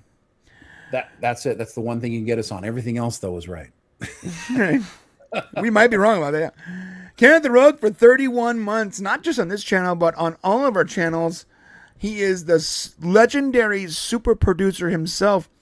We might add another tier just for him that's called the Freaky Naughty Producer, because he's such a freaky naughty legend. He says, hey guys, Brian, Shane, and John. Thank you, Kenneth. Christopher Hege. Thank you, gentlemen, for making my Saturday mornings more enjoyable. I'm glad we can be of service, kind sir. Or let me do my Nicholas. Oh, I'm glad we can be of service. Kind sir. Not bad. It's also Keanu Reeves. A little Keanu mixed with Nicolas Cage. I can't. I'm now you said Keanu. Now I can't not. Yeah, now you gotta get it out. What do you mean? What do you mean? Okay. Kenneth the Rogue says, rest in peace, Marsha Lucas, the actual person who made Star Wars. Good job, Kenneth. Yes. Also, Kenneth the Rogue gifted 5 BRANE Show memberships. Woo. Awesome. Legend. Fantastic. Absolute legend again. Something I want to highlight here. One Punch Man to Token fan said, love Iron Lung, saw it 3 times in theater. It's a very good movie. Shot on a shoestring budget, but a very good sci-fi flick. If you like sci-fi, that is hardcore sci-fi. Fantastic. Not on my watch says, Kenneth, you are the best because she got a membership. Woo. And then Kenneth did it again. Just for funsies. He sent another 5 memberships. What? That's 10. And then Tina Guzman said, thank you for the membership. Kenneth the Rogue said, you're welcome. Thank you, Kenneth. You're really good at these play-by-plays. Huh? Our boy, Latino Slant, Paulie himself, legendary Freaky Naughty, is in the chat, and he sent a super chat for $4.09, and he says, hey, Brian, you show up on time to your own live stream. Must be nice. Must be nice, Payaso. Hey, Shane. Look, Latino, Paulie. He did it to you as well, did he? To give you guys some backstory. Hold on. To give you some backstory, Paulie invited us on his show, The Latino Slant. Go check it out if you're not subscribed. He's fantastic. Look, I was in traffic. Yeah, I showed get up there in time. 15 minutes early. I'm doing William Shatner. Sorry. And Brian did not. And this is the result of what's happening now. Yeah, look, okay, Shane messaged me and said, hey, don't forget, Paulie's at 11. I was like, I'm trying to get home.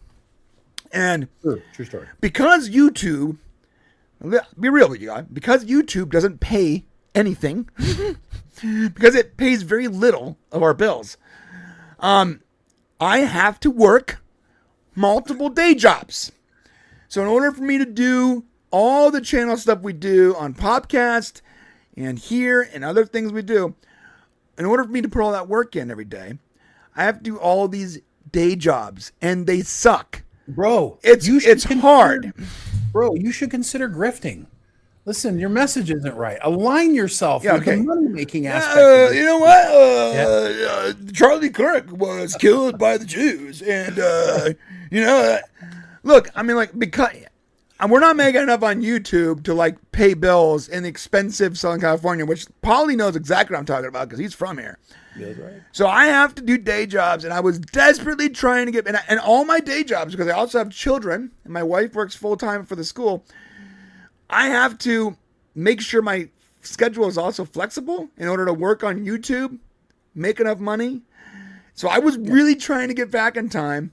You're hustling. It's all good. And I was doing the hustle, and I decided to try to squeeze in one last job, and I got stuck, dude. And I didn't make it back until about halfway into your stream. I'm not having But I promise I will make an effort. If you invite me on again, I'll make an effort. I'll make an effort to be there. I promise you that. Here's he jumps from show to show, Paulie. That's what he does. He literally bop, bop, bop.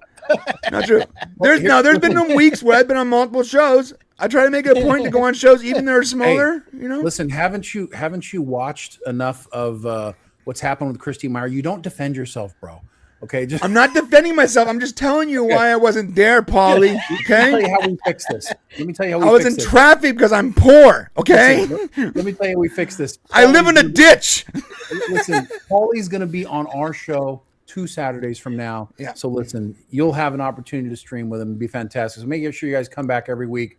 Paulie Latino Slant. Thank you, brother. Legitimately though, Paulie, if you invite me on again, I will move heaven and earth to be there, my friend. Don't do it, Paulie. He'll don't do it. He's going to set a camera up in the car, so he's ready, and a mic. So when he's driving, he will join the show and then move to his office. Trust is earned. Trust is earned. All right. We already see this super chat. By the way, thank you, Red French Moon 2405. You're actually a new person. We haven't seen you before. So, and it looks like you're using the euro, which means you might live next to John, because everyone that uses the euro lives where John lives, right? No, Yeah, brother. you make- It's- you it's make- I don't know bigger how it world than works. that. I don't know how it works You make- over Bigger you world make than it- that, bro. you east make or it sound west, like or wherever we're the hell you guys are neighbours. from. You make it sound like we live next door to each other. That's Europe. This is UK. So, Red French world. Moon, do you know John? That's like you saying to me. That's like you saying to me. Oh yeah, you know, there's someone watching in Albania. Oh yeah, hi Dwayne. How you doing? Yeah, I know. Yeah.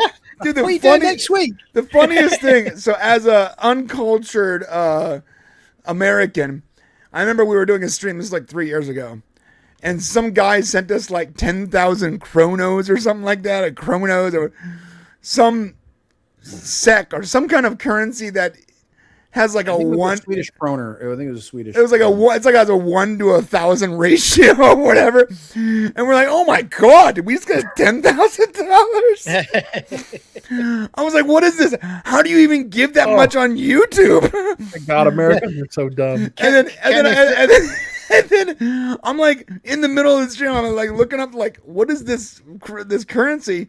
And I see it's like $6, and I'm like, oh, that makes more sense. Kenneth LaRoque is right. The UK uses the pound, not the euro. right.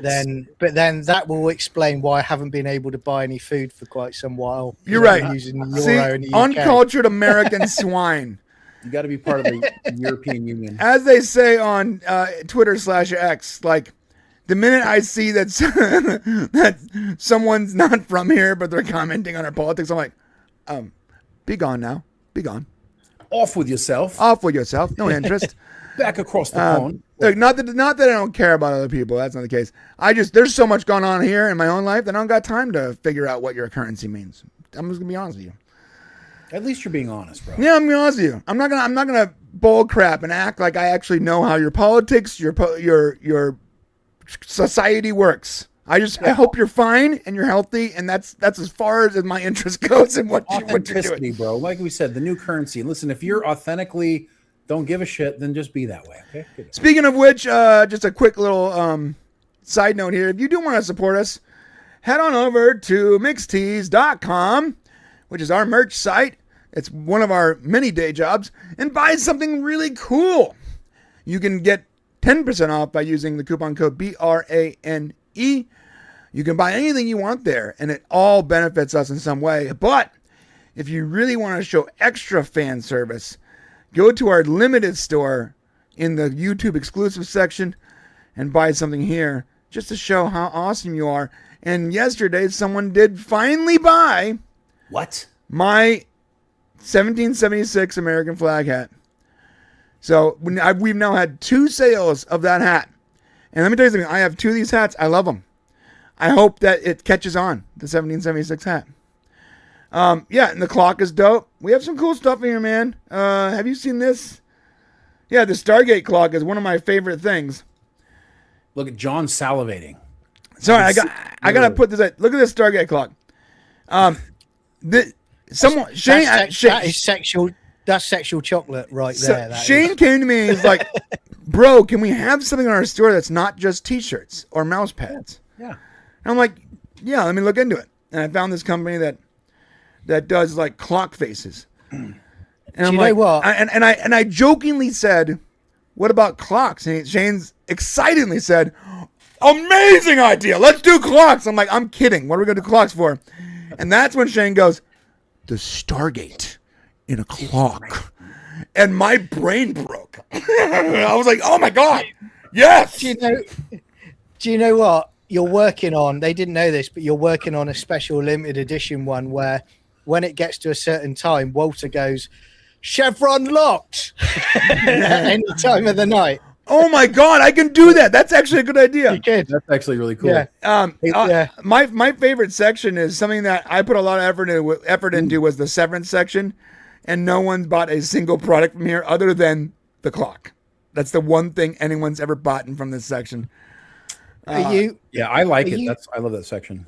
Also, by the way, I own 2 hats and we sold 2 hats. So we've made a total of a dozen hats, and 4 of them are in use because we have to make everything by the dozen. No, I like what Ken said here. Wait, you sold 2 hats and you own 2 hats? Something fishy going on. No. We made a dozen hats, and I have 2 and we sold 2. So there's still 8 left. And when that gets to the 6 point where someone buys 2 more, we'll have to make a dozen more. We always have at least a dozen on hand.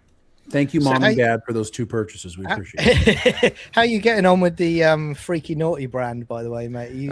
Freaky Naughty's coming up. So we are adding. So in our BRANE Show exclusive section here, just like we have the Shane shirt, the Gen X shirt, because that's Shane's. No one's bought that one. And no one's bought that. And the sexual Thailand, which we did get a sale on the Thailand shirt, which I was like, what's funny is when someone bought it, I was like, I really hope they're buying it because it's a joke for the show and not because they're visiting Thailand. Because like all of a sudden I felt bad about making these. At the bottom of that design, it should say love, beauty, romance, and children. No, I'm not doing that. At the bottom of that greased up 70-year-old man has bought it. Beauty and romance and children. Yeah, so the joke here is years ago, we were talking about places we wanted to visit, and I was like, dude, I would love to go to Thailand. He was going on and on. I was like, Thailand, first off, it looks beautiful. You can stay in a hotel for like a beautiful 5-star resort for like $20 a night. You have your own private butler and massage therapist and good food. And the chat was blowing up, like losing it. And I'm like, what is everyone acting so crazy? And apparently like Thailand is like the pedo capital of the world or something like that. And I didn't know that. So it became a joke. But yes, right here in this section, right where my mouse is, right underneath the Gen X shirt, we're adding John's shirt, the Freaky Naughty shirt. It's going to be right there. And then that's going to leave us enough room for one more product because our product categories, they sort of fill out by 4. We're going to have one more product after that, and I'm going to let the chat decide what that's going to be because I don't know what. I mean, can we actually have like a BRANE shirt? No one wants to buy an actual BRANE Show shirt. I mean, you might want to. You might want to as much as buying, I don't know, Dark MAGA Assemble. I don't know. Look, that wasn't even one of our products, but it was the only thing that sold for a while. So I just added it to our store so that our store actually had some sales, dude. Like, all right, I guess we're gonna have that wasn't even show? That was like a general product that I think Sosa asked for, and it was something that sold. And I'm like, I just want our store to have some kind of sales, so I added it to our catalog. I got you, bro. It just seems weird not to have a BRANE Show product. All right, so maybe we do Freaky Naughty and BRANE Show. Thank you. And we'll remove the Dark MAGA, and we'll do a poll and let the final product be decided by the viewers. And here's a suggestion: how about a favorite fan shirt with their mug on it? There you go. What? Not my watch says. How about a favorite fan? I know. Shirt? I'd read it. I don't know what that means. Can you explain? Well, they're our favorite fan. How about a favorite fan shirt with their mug on it, like coffee mug? BRANE Show favorite fan. Come on. Whatever. Listen, I don't make these choices because I'm really bad at it, so I'm going to let you do that thing. Go ahead. Okay. I tried, Christy. I tried. Sorry. Matthew McGee says, "I'm wearing my Terry Trek hat proudly." Yes, that actually sold. So sold. Got my Supernatural on right now. Got my Supernatural T-shirt on at this very moment. Yeah. And this, by the way, one thing I do want to go back here real quick. I'm not trying to like plug our store the entire time, but is this a clip? Can we like get this? It's not a clip, but yeah. But listen, there's some of our categories are actually super filled out and beautiful, and one of those is something that never sells, and it's the Supernatural. I have like 12 more products I want to put up, but I can't justify it until this category starts to actually sell. Like, look at, there's four shirts in this category, but then look at like our DC stuff, like a million things in this category, right? Like, I need to sell more stuff before I can fill out those sections. So if you're a fan of Supernatural, go buy some Supernatural stuff so I can add more Supernatural. I can justify the time to create more Supernatural products. Get it? Well said, brother. All right. All right, let's move on. Oh, your mug, as in their face. I see. Okay. That makes more sense. All right, let's talk about Backrooms, because this is a very interesting movie. Also by a YouTuber. Like we spoke about before. Very creative, talented guy for certain. This movie is very, very weird. It's like that's the answer. And here's an interesting perspective. I've watched most of the Backrooms videos. I generally know the backstory, the lore that Kane put up before the movie. Shane has watched none of the Backroom videos. He doesn't know any of the lore. I don't know about John. So you're going to get the perspective of people from both sides. And I'll tell you, from my perspective first, is as someone who doesn't, who knows generally the lore of the Backrooms, not like the deep 4chan stuff, but like the Kane stuff. This movie's weird. It's not bad. I feel like there needs to be a follow-up for me to actually enjoy it. Does that make sense? Yeah, you're not wrong. This movie, by the way, which yesterday made about $38 million domestically, by the way. It was, I went to the Thursday showing, the very first one, and it was completely packed with young teenagers, early 20s people. Listen, the Backrooms is a phenomenon that's been going on since 2018. Right. When it hit, just to give you a little bit of backstory, when it hit the 4chan, the site Brian likes to use. I don't use I don't use the site. Don't put me in that category. Brian, anyways, I'm not going to go there. Killing me. I don't use 4chan. Okay. The site that Brian spends all his time on. No, not true. Not true. That's untrue. Okay. The site that I learn everything about 4chan from Brian, because he tells me. So whatever he does, I'm not going to say. Okay. But what happened was back in 2018 is they had this interesting post, which was, hey, describe me like an uneasy location or something that makes you feel weird when you see it. And so this person anonymously posted a picture of this image that you see here. And it was one of a bunch of images that were on that post, but for some reason this one like captured people's imaginations, and then it went from this to Reddit posts where people started like creating stories based on this, and there was one certain thing that somebody wrote that basically captured the entire essence of what the Backrooms are, and it's like clipping into another existence, and you find yourself trapped. No clipping. Yeah, sorry, no clipping. I'm still too old for some of this shit, but. Yes, and so essentially it grew from there, and then Kane Parsons, artistic guy, made this entire series about it. And when we get to the movie, right, when we get to it, this thing was huge. Games, Roblox games, other kids, and everybody just like sunk into this. The Backrooms is a product of everyone. Let me be clear. Everyone created the Backrooms. Yeah, it's not just Kane. It's not. Kane took it and ran with it. And so this is very much an internet phenomenon. And there's a bunch of lore that has nothing to do with Kane that's a part of this story. Right. And so he had to make a movie, which is very difficult to do because inside the Backrooms, there's this kind of push-pull on, are there monsters eating people? Is it psychological? And you got to be careful when you make movies like this, because once you go down the creature routine, it becomes a creature movie. And you have to be very careful. We have lots of creature movies. Which is why I think maybe he tried to steer away from the creature stuff. 100%. Because once you go there, it becomes a creature movie. And this this is an experience. Okay, we got to be clear. This is an experience. It's not a form of entertainment. The Backrooms is something you experience, and I think Kane actually did a really good job of capturing the essence of what the whole thing actually is. Like, you walk away from this movie feeling confused, feeling a little pissed off, feeling like a little bit let down, but also you can't stop thinking about it. And I think that's like the best thing that you can say about it, because you like it enough that you want a lot more. And that has a lot to say with, I think, how good the movie actually is. And I want to see it again because I feel like there's something I'm missing. What do you guys think? Yeah, I'm pretty much in the same boat.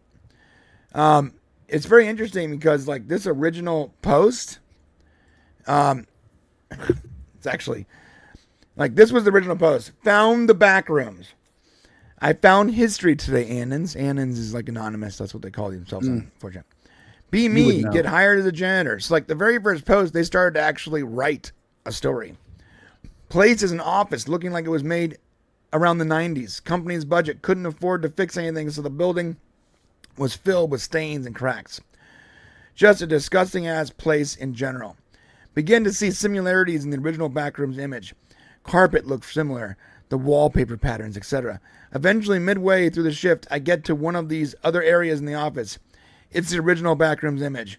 Holy SHIT JPEG. That's their joke. They take an image of it with my phone, then try and crop and compress it until it looks like the angle of the original image. I found the Backrooms. What the F do I do? Now, what happens is people go and they feed on this. And they add in, obviously, fiction, but they paint it as their real experiences. Until there's this massive thread, a huge post of people essentially together writing a story.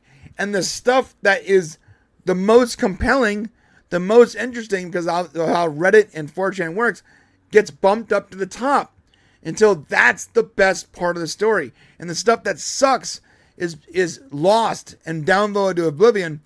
So essentially the entire internet is writing this lore.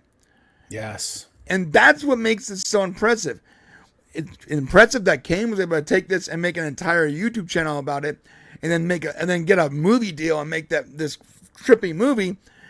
But in my opinion, socially, the act of this story coming about because of the culture of the internet is really special.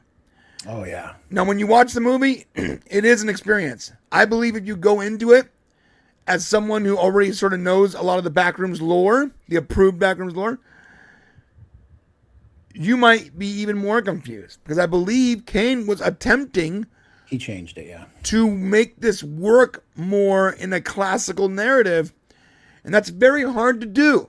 Yeah. When the autistic internet writes a story, it's hard to turn that into a A through Z, 1 through whatever narrative. So it jumps around a lot. You get lost in time a lot. The last act is a little confusing. Like, there is confusing things here, Shane.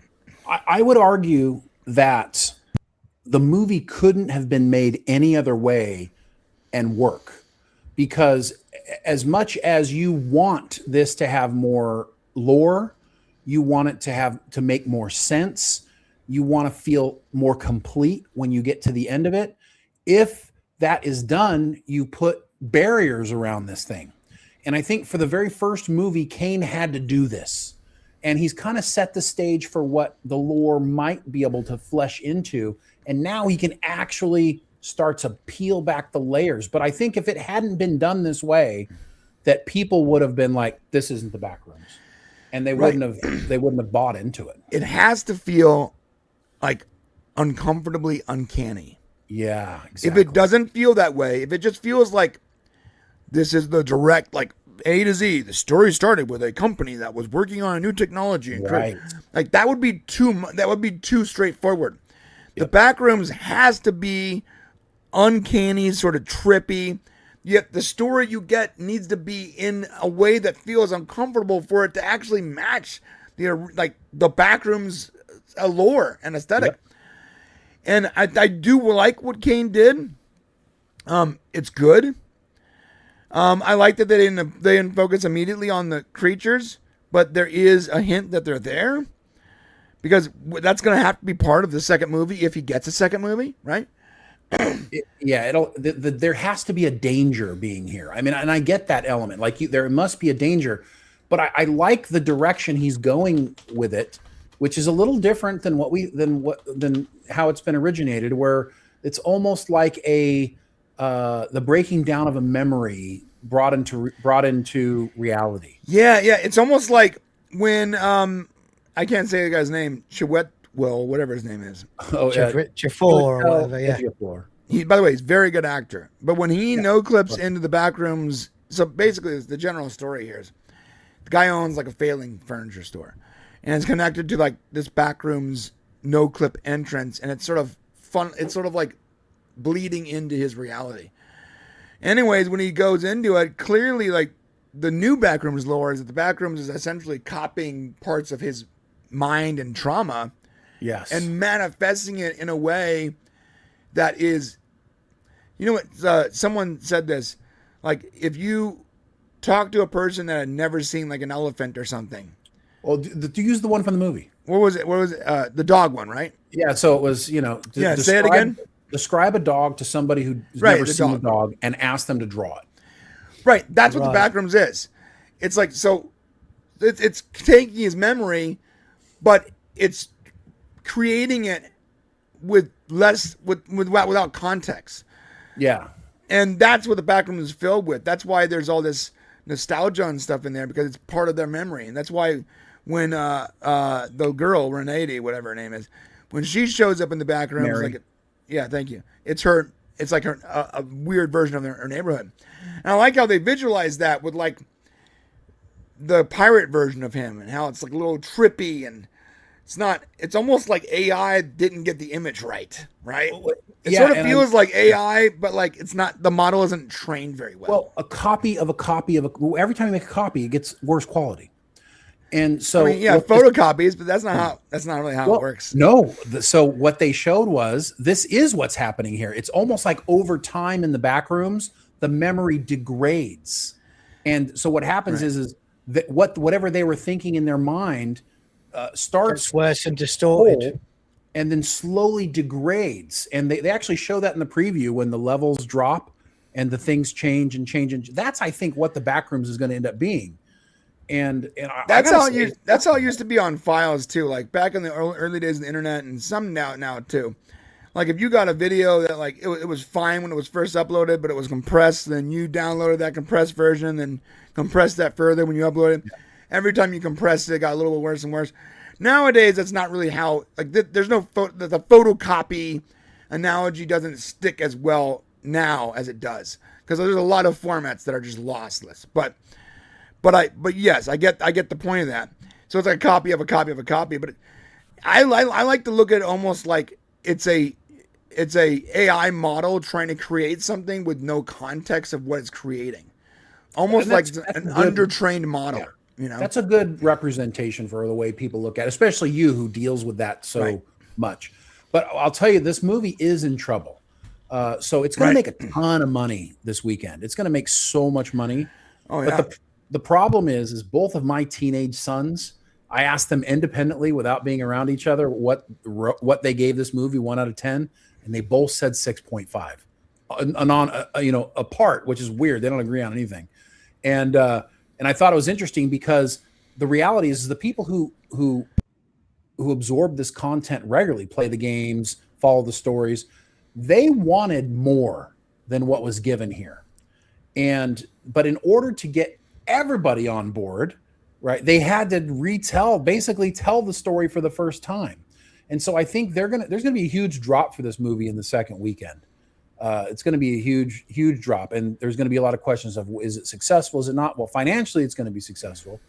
But the reality is it going to be successful creatively or artistically? I would argue it is. And the true success of this is going to be based in the next movie, when you can actually expand the lore somehow and start to create a narrative that actually has 3 acts, because this story doesn't have 3 acts.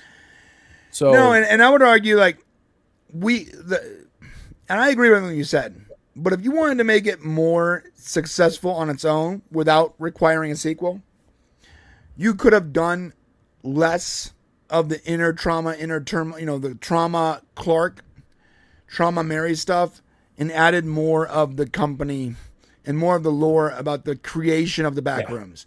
Yeah. You should have added more mystery to it, and they went as horror as you can get with this, and they didn't add enough of the mystery element about the and toward the end we do get a little bit of that, but I gotta say, it's almost like for me the best part of the film was that little bit and some stuff in between, but like the best part of it was a little sci-fi bit where they leaned into a little bit how the Backrooms was created and that the actual origin of it with the company.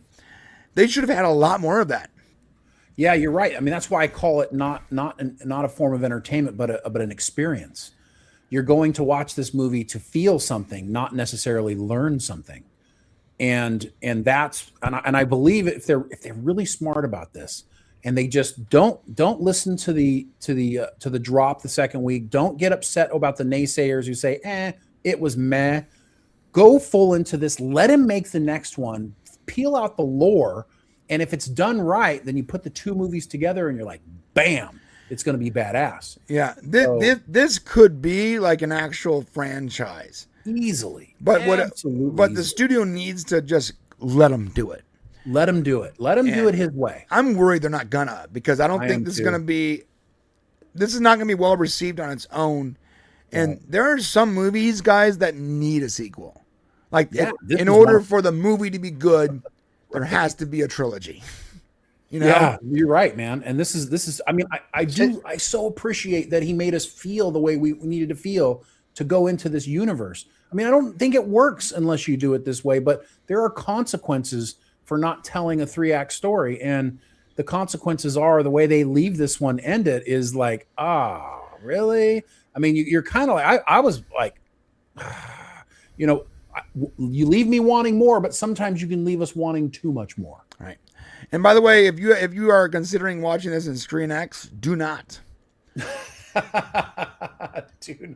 Do not watch it in Screen X. First off, it's just basically, it's like, imagine going to a theater and on either side of you, your periphery is just a bunch of bright lights. That's essentially what it is. There's not much for Screen X to work with. So it looks like it's just bright lights on either side of you. Essentially, your periphery is not picking up anything else. It was actually distracting. So well said. Well, are you guys gonna see? But wait, John, what did you think? Oh, John is. Well, I havenven't seen it. Oh, I haven't seen it. Oh, that's why I couldn't really. Did we just ruin it for you? Not really. I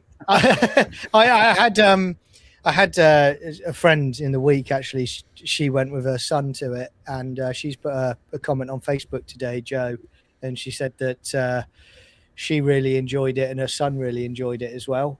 Good. So it's something I'll check out, definitely. It's just, I think it's, for me, I've never watched or been into any of the Backrooms at all, and it's whether, from what you're saying, jumping in, not having any knowledge of it really whatsoever, is it going to make me want more? Is it going to make me think, well, it felt overhyped from what I've heard about Backrooms? I mean, right. You guys will be able to tell me that. Was it overhyped, or was it up to standard with Backrooms really? No. That's what I'll be asking. Yeah. No to both those things. Yeah. Yeah. It wasn't overhyped, but you're going to feel let down. Well, because like you feel like, oh, you're going in there to watch a movie, but this is not really a movie in the classical sense. It really does feel more like, feels more like a really long synopsis. Yeah, right? Or like you did acid before you went. Oh, you know what? Right. you know, like in Supernatural, last week on. This is like a last week on the movie. Well, I think Yeah, I get you. I get it. Wouldn't it have been? Do you think it would have been wiser if they'd signed up to do some sort of series to start with and built to a movie? You know, I know there's the YouTube, stuff. no, because there's people that watch movies, people that watch TV shows, and not everyone watches both. So this either could have been a series on its own, or a movie. And I feel like the studio just needs to go, look, we're in on this. Here's your 3-movie deal. Just let them make 3 movies, because you'll even if you don't make a lot of money on this first one, you will 100% make the money back if you let him make this movie. He clearly has a direction he's going, and the next movie is going to make the first movie better, and vice versa. This will answer your question, John. I walked out of this movie feeling dissatisfied. But if the new movie was out tomorrow, I'd run to it. Like I would just, I would 100%. Run as fast as I could to get to it. There you go. So, that probably tells you what you need to know. I desperately want to know more about what's happening here. There's such an incredible premise, and this is why people have been so attached to this for so long. If handled correctly, it could be one of the coolest ideas for a story ever, in my opinion. Yeah. So it's a shame. Obviously, they've given that there's a low budget for this, as we talked about before, for this film, and I know they're waiting to see how it did before commissioning any sequel to it. But from what you've said, it's a shame they just didn't go, right, we'll give you this money, do a block of 2 films, and then release them in a short space to build that interest, then go forward from there potentially. Yeah, that might have helped them more long term. Yeah, and I think this movie is really. I think they made it for $10 million. It's going to make lots of money, so it's not like they're not going to be able to justify making a second one. So there's definitely going to be another one. The question is does Kane Parsons sit down and go, holy crap? Okay, how am I going to do this? Where do I take this? Introduce the company, just like he started to. The next movie needs to be about the company, the backrooms, and the employees that are exploring the backrooms. And you can have bits and pieces of this movie in there because now they're part of the backrooms, but it doesn't need to be a direct sequel in the sense, narratively. We don't need to see. No, I think it does a little bit. No, do we need to see Mary back? No. Well, kind of would like to know what happened to her. I mean, but kind of it does need to go from the perspective of the company. I mean, think of it this way, bro. When the movie begins, what's the perspective from? It's from the company. Yeah, it has to be from the company. Yeah. This movie we just watched. Right. It was from the perspective of the company. But nothing that happened in there that we saw seemed to come from that dynamic. Right. So, and you know what it reminds me of? Remember those vampire Resident Evil, the ones with Mila Jovovich? It sort of reminds me of that, where it's like you get bits and pieces of the science fiction aspect of it with the Umbrella Corp, but you never really get the full story. It requires you to watch 8 movies to understand the Umbrella Corp's perspective. Right. Don't do that. I don't want 2 hours of run and gun horror with 8 minutes of actual science fiction. You need the second movie needs to be this was the introduction.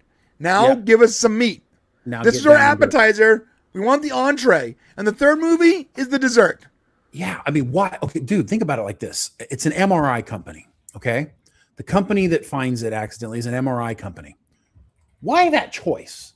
It's because the MRIs take pictures of the brain, right? Right. So there's an interesting connection to what's happening in the backrooms is something that's happening from the brain. Obviously, this company who scans the brain, there can be some really cool shit that happens here tied into what people kind of want the lore to be like, somebody trying to maybe a place for humanity to live that doesn't take up space on the earth. Awesome. This whole cool thing that can happen. The way MRIs work is it literally takes shots with water vapors and molecules, magnets. It takes shots of slices of your body, your brain. And with the backrooms, you see the levels, almost like slices of a brain. It's very clever. And I also need to know where, here's a couple questions. We know where the where he non-clips, No clipped. where he no clips in, and we see a building where the company is. What is the distance relation between those two places? We know that one of the characters, we know it's happening in this realm. It doesn't matter. You can no clip from anywhere.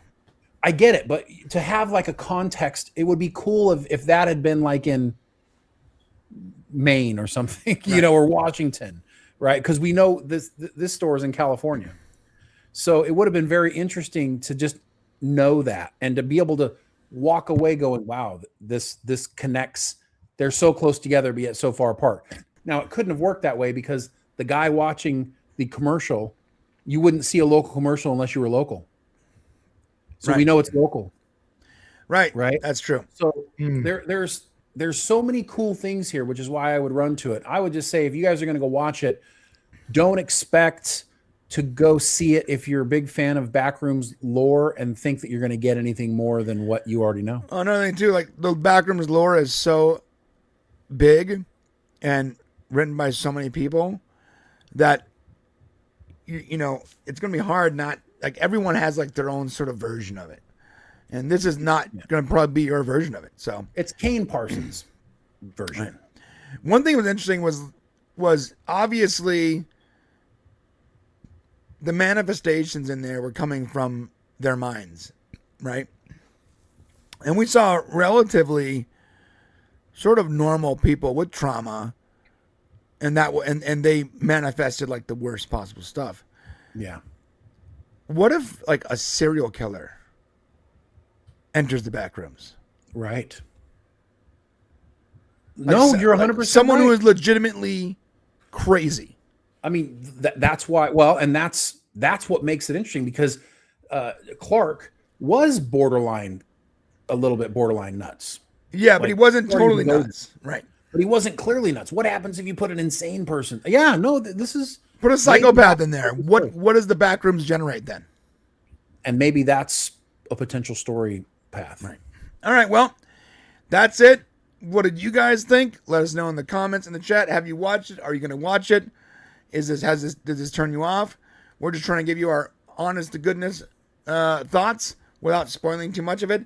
I don't think this movie is spoilable, by the way. I don't think so. I don't think you can spoil this movie. I can tell you beat by beat scenes, and it wouldn't spoil the film. So it's not like, possible. There's very little actual, like, straightforward narrative here. So there's nothing like Peacemaker where you go into a corridor and suddenly there's a big weird sexual orgy going on. Well, there is some things that will shock you, and we won't say what those things are. There's some shocking stuff. There's some shocking things here, and we won't say what it is, but it's shocking enough that I can't take my kids to see it. Oh, right, okay. Yeah, that's fair. It might be too much. It's Yeah, too much I agree. For their age. I agree.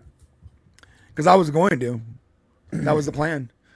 I was going to go on Sunday. I took my kids. Your kids are a little older, though, right? No, that's well, one of them is, yeah. Well, they're also boys. I just don't want my girls to have to be nightmared out by this. This is too much, I think. It was a little too much for younger kids, right? And it wasn't like Scream. It wasn't the classic kind of horror, like the jump scare stuff. There's a little bit of that, but it wasn't really about. It's just too much. It's a little too much. It's psychological. I could 100%. This is something that you could spoil. I'm not going to, but it's an adult movie for sure. But you should go watch it still. Like support the movie. You'll still enjoy it. Like you will walk away thinking like, wow, I wanted more of that. And more of these real creatives are given a shot to do stuff. And I think Shane's right. I think it's going to get a sequel because the movie's going to make a ton of money. It was a super low budget. But I hope that we need 3 movies. We need 3 movies, and this is basically 3 acts. That's what this is. Yeah, I agree. 3 full acts as 3 full movies. That's what we need here. And that's the only way it's going to really work. And if you allow Kane to do his 3 movies, I guarantee you this will be a culturally relevant thing for the next 50 years. Well said. Yeah. All right. Okay, let me catch my breath because I'm like, my body is like trying to cough up everything and like while I'm talking. Dude, it's so hard to put into words what this movie is. It is very difficult. It's really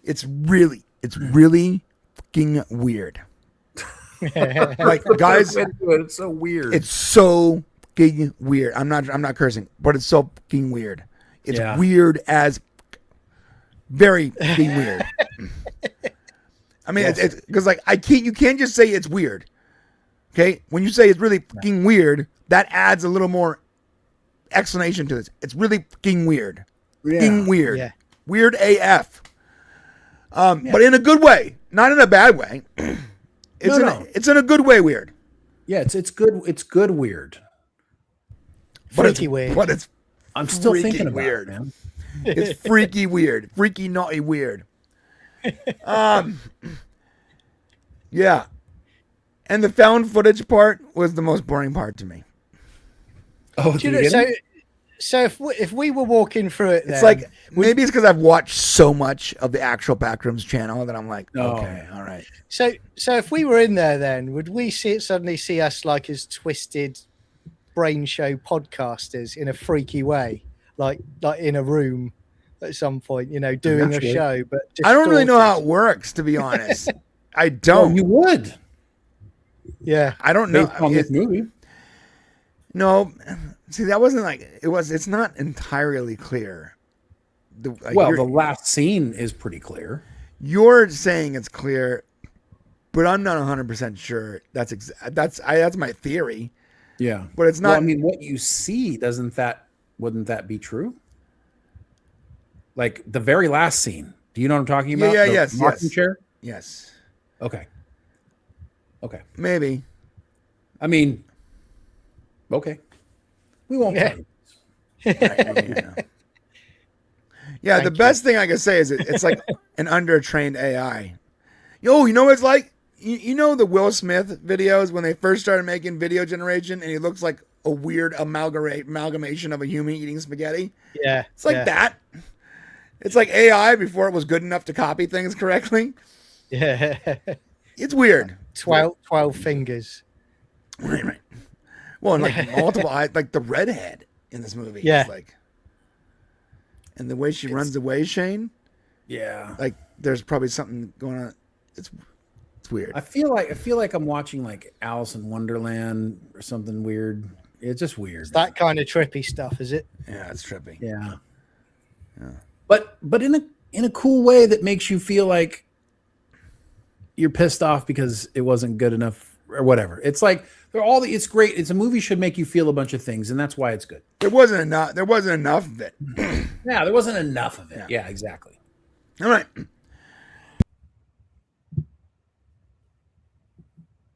Sorry, I'm coughing so much, guys. I apologize. Yeah. All right. We got one more story before we go to the members section. Hey, man, tell us about the members section, John. What's in the members section, bro? It's freaky, freaking naughty in there. Crazy stuff happens. Clothes come off. Raw chicken is eaten while we've got no shirts on, and we talk about the craziest stuff that we can't talk about in this regular show. So get in there, everybody. Become a member. Join the BRANE Show membership. Get in that member show because it's going to get freaky naughty. All right. That's you heard it here first. I covered it. Click the join button, bottom left. We're going there in 15 minutes. But first, we have one more story before we go into the member section. And let me pull it up real quick. Yeah, here we go. All right. The Greeks have spoken. And they have written a letter to Christopher Nolan and the Odyssey cast about the lack of Greeks in the Odyssey. This comes from, I'm not joking, the Greek Times. Greek City Times. Greek City Times.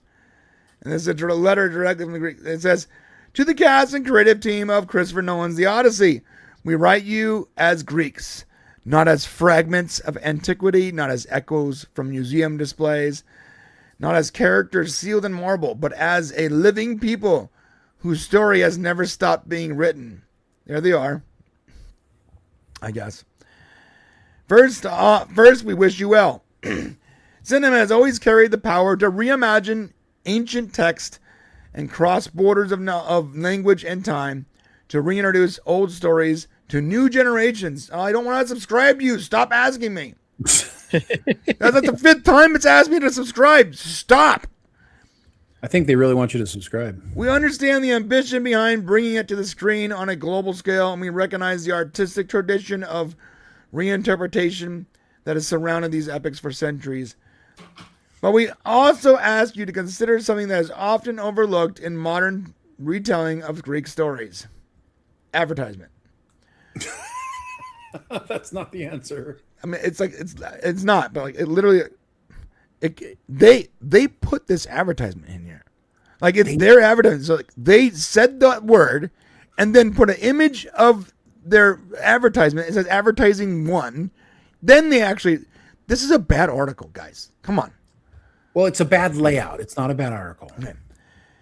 What they said was, we did not vanish. We will not go quietly into the night. We will not vanish without a fin. I'm kidding. We will not rage into the dying of the night. No. Can I just say, do not bring up Independence Day. Okay, all right. Because I hate, you take me to those stupid British pilots and it's going, Morse code. It's the Americans. Oh, well, it's about time. All right. What are we going to do about it? It was actually a Dylan Thomas poem. Just a heads up. John goes crazy about this scene. We're not finished without a fight. We're going to move on. Okay. Yeah. Greek people did not disappear after the age of myth. Greek culture was not frozen in classical marble. Greek language was not extinguished in antiquity. We are still here, motherfucker. I think this is such a great letter because low key, we all think this. Right. We all don't think of current Greek culture. Like we all want to go visit Greece. Why? To go look at the cool mythological shit that happened before, right? When we think of Greece, we think of history because it was such an incredible civilization that's the way we see it. And, frankly, Greece hasn't done a whole lot lately. So that's what happens to you. Now, them didn't they go bankrupt? Yes. And so did, a lot of decade ago about that. Right. So what happens is, writing this letter is fantastic, especially with everything that's going on, because this is really true. Like Greek culture still exists. And I don't think a lot of us have really thought about it this way. So please continue. I really appreciate it. We are still here.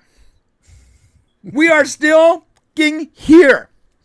For more than 3,000 continuous years, Greek identity has persisted through transformation rather than disappearance. From the, I can't pronounce this word, world that gave rise to the Homeric epics through the classical city-states of Athens, Sparta, Corinth, and Thebes, whatever. Thebes, bro. Thebes, my bad.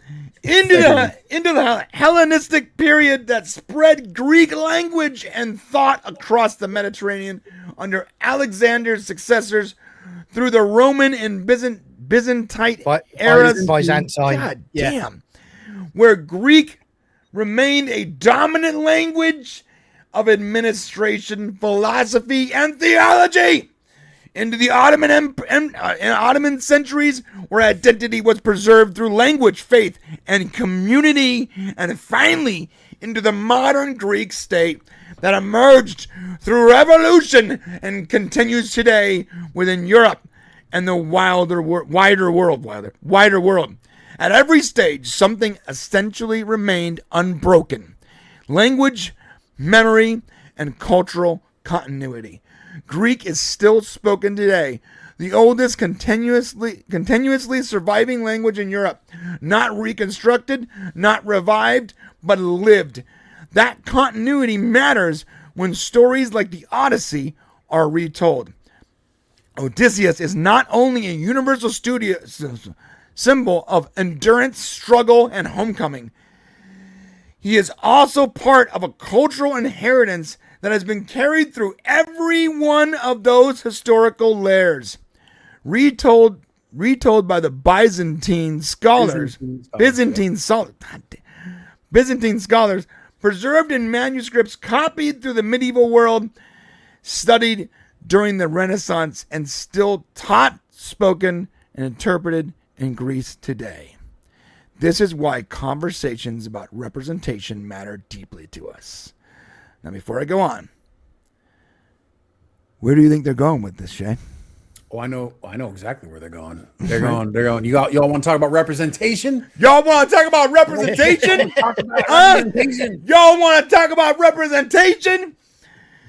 I like the 2 weeks ago we did our show. We talked about Zendaya and Lupita Nyong'o, or whatever her name is, in these roles that clearly weren't made for people of their skin tone, historical heritage. Whatever. I lost what I was saying. Oh my god. No, but someone in the comments, I remember when we were talking about that. Someone in the comments said, I just watched My Big Fat Greek Wedding and no one looked like Zendaya. Yes. And on that same note, a good family friend of mine that I've known for 40 years, my entire life, her name is Helena. She goes to church with me. She is Greek, full Greek, from Greece, migrated to the United States 40 years ago. And she is literally blonde and pale skin, like from Greece. So whenever someone goes, oh, I believe that Zendaya or Lupita Nyong'o, they could, like, black people come from Greek. That's not the case.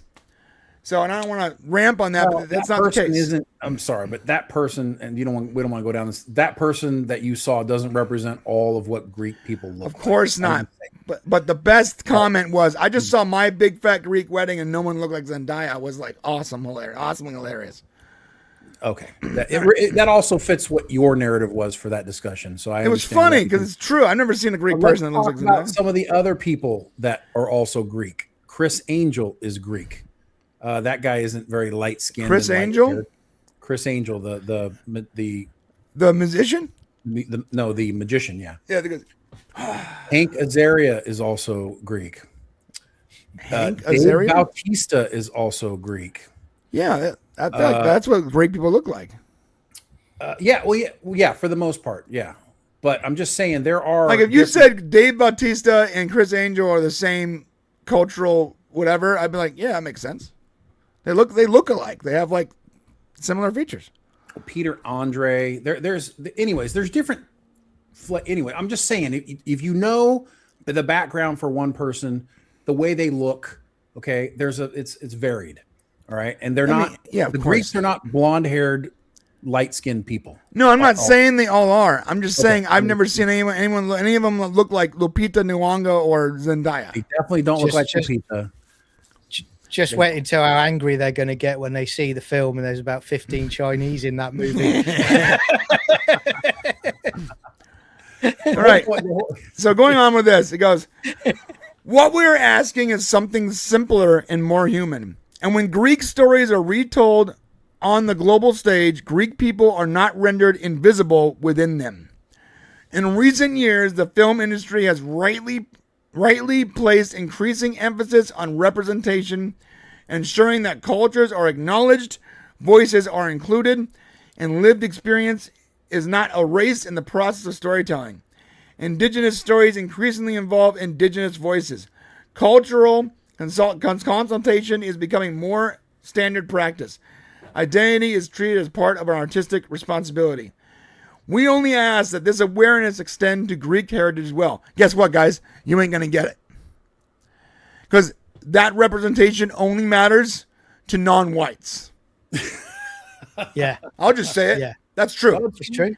The second your skin is, there's actually a shade. Like, oh, your skin is above this shade. It's lighter than this shade.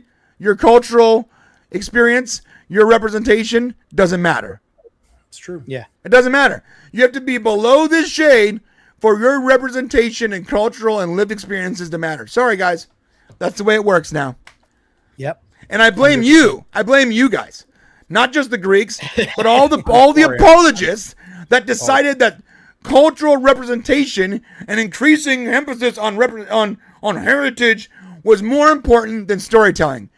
You're the problem. And now that it's coming full circle, and you douchebags, you virtue signaling douchebags are now getting a piece of your own medicine, you're writing a letter. And I'm not saying these people are like that, but the people that apologize for storytelling because it didn't match someone's lived experience is ridiculous. And now that's happening to all lived experiences. You're like, wait a minute, guys, what about Greeks? Well, we've got. Well, where were you when Ireland was treated the same way? Where were you when the Vikings were overran with black people in braids? Where were you when they said, oh, I'm sorry, you can't have braids, that's cultural appropriation? Where were you then? Oh, you weren't there because it had nothing to do with you. Now it has something to do with you, and now we're writing letters. Yeah. It's well, I've said to you before. We've got issues in the UK where the BBC there's a kids sort of comedy show that they did called Horrible Histories, and they went back and they basically said that black people were responsible for building Britain from what it was historically. Of course, and it's like it's complete bollocks. But the BBC used to be about truth above all else, but now it's just you've got to fit a certain narrative. And again, I've said before about Doctor Who when it came back with Russell T Davies, he had an episode where Isaac Newton was Asian, Indian, right? Indian, yeah. Right. So it's like, well, hang on a minute, like from India, that's it's not true. No, and if we've joked before, but if we suddenly did a show where Martin Luther King was Ryan Gosling, right? Yeah, it would kick off. Yeah, they're like, Tom Hanks as Martin Luther King. People would lose their minds. You know what? They should lose their minds over that. Yeah, that's ridiculous. Then you can say to him, but Isaac Newton can be Indian. Stupid your argument is. Right, but Isaac Newton can be Indian, and the second you speak up, they're like, "What's the problem? What do you mean? What's the problem? That's the problem." Yeah. Like, hey, it's all hypocritical. And look, I feel what these Greek people are saying. My problem is they spend half the letter apologizing for their tone instead of getting to the point. Yeah. White people don't matter. Period. The end. Let us know what you guys think in the chat in the comment section. Yeah. We have 45 seconds. We're going to the member section. Lead us out, brother. Yeah, so appreciate you guys. Thank you for being here. Make sure you come over to the member section. We love you. And John, I'll let you end it up here. Yeah, thanks for the show, guys. Thanks for everyone in the chat. Stargate watch party on Sci-Fi Chronicles tomorrow night. Tomorrow at 12:30 p.m. PST. Thank you very much. Yep. No clip into the members section. Here we go.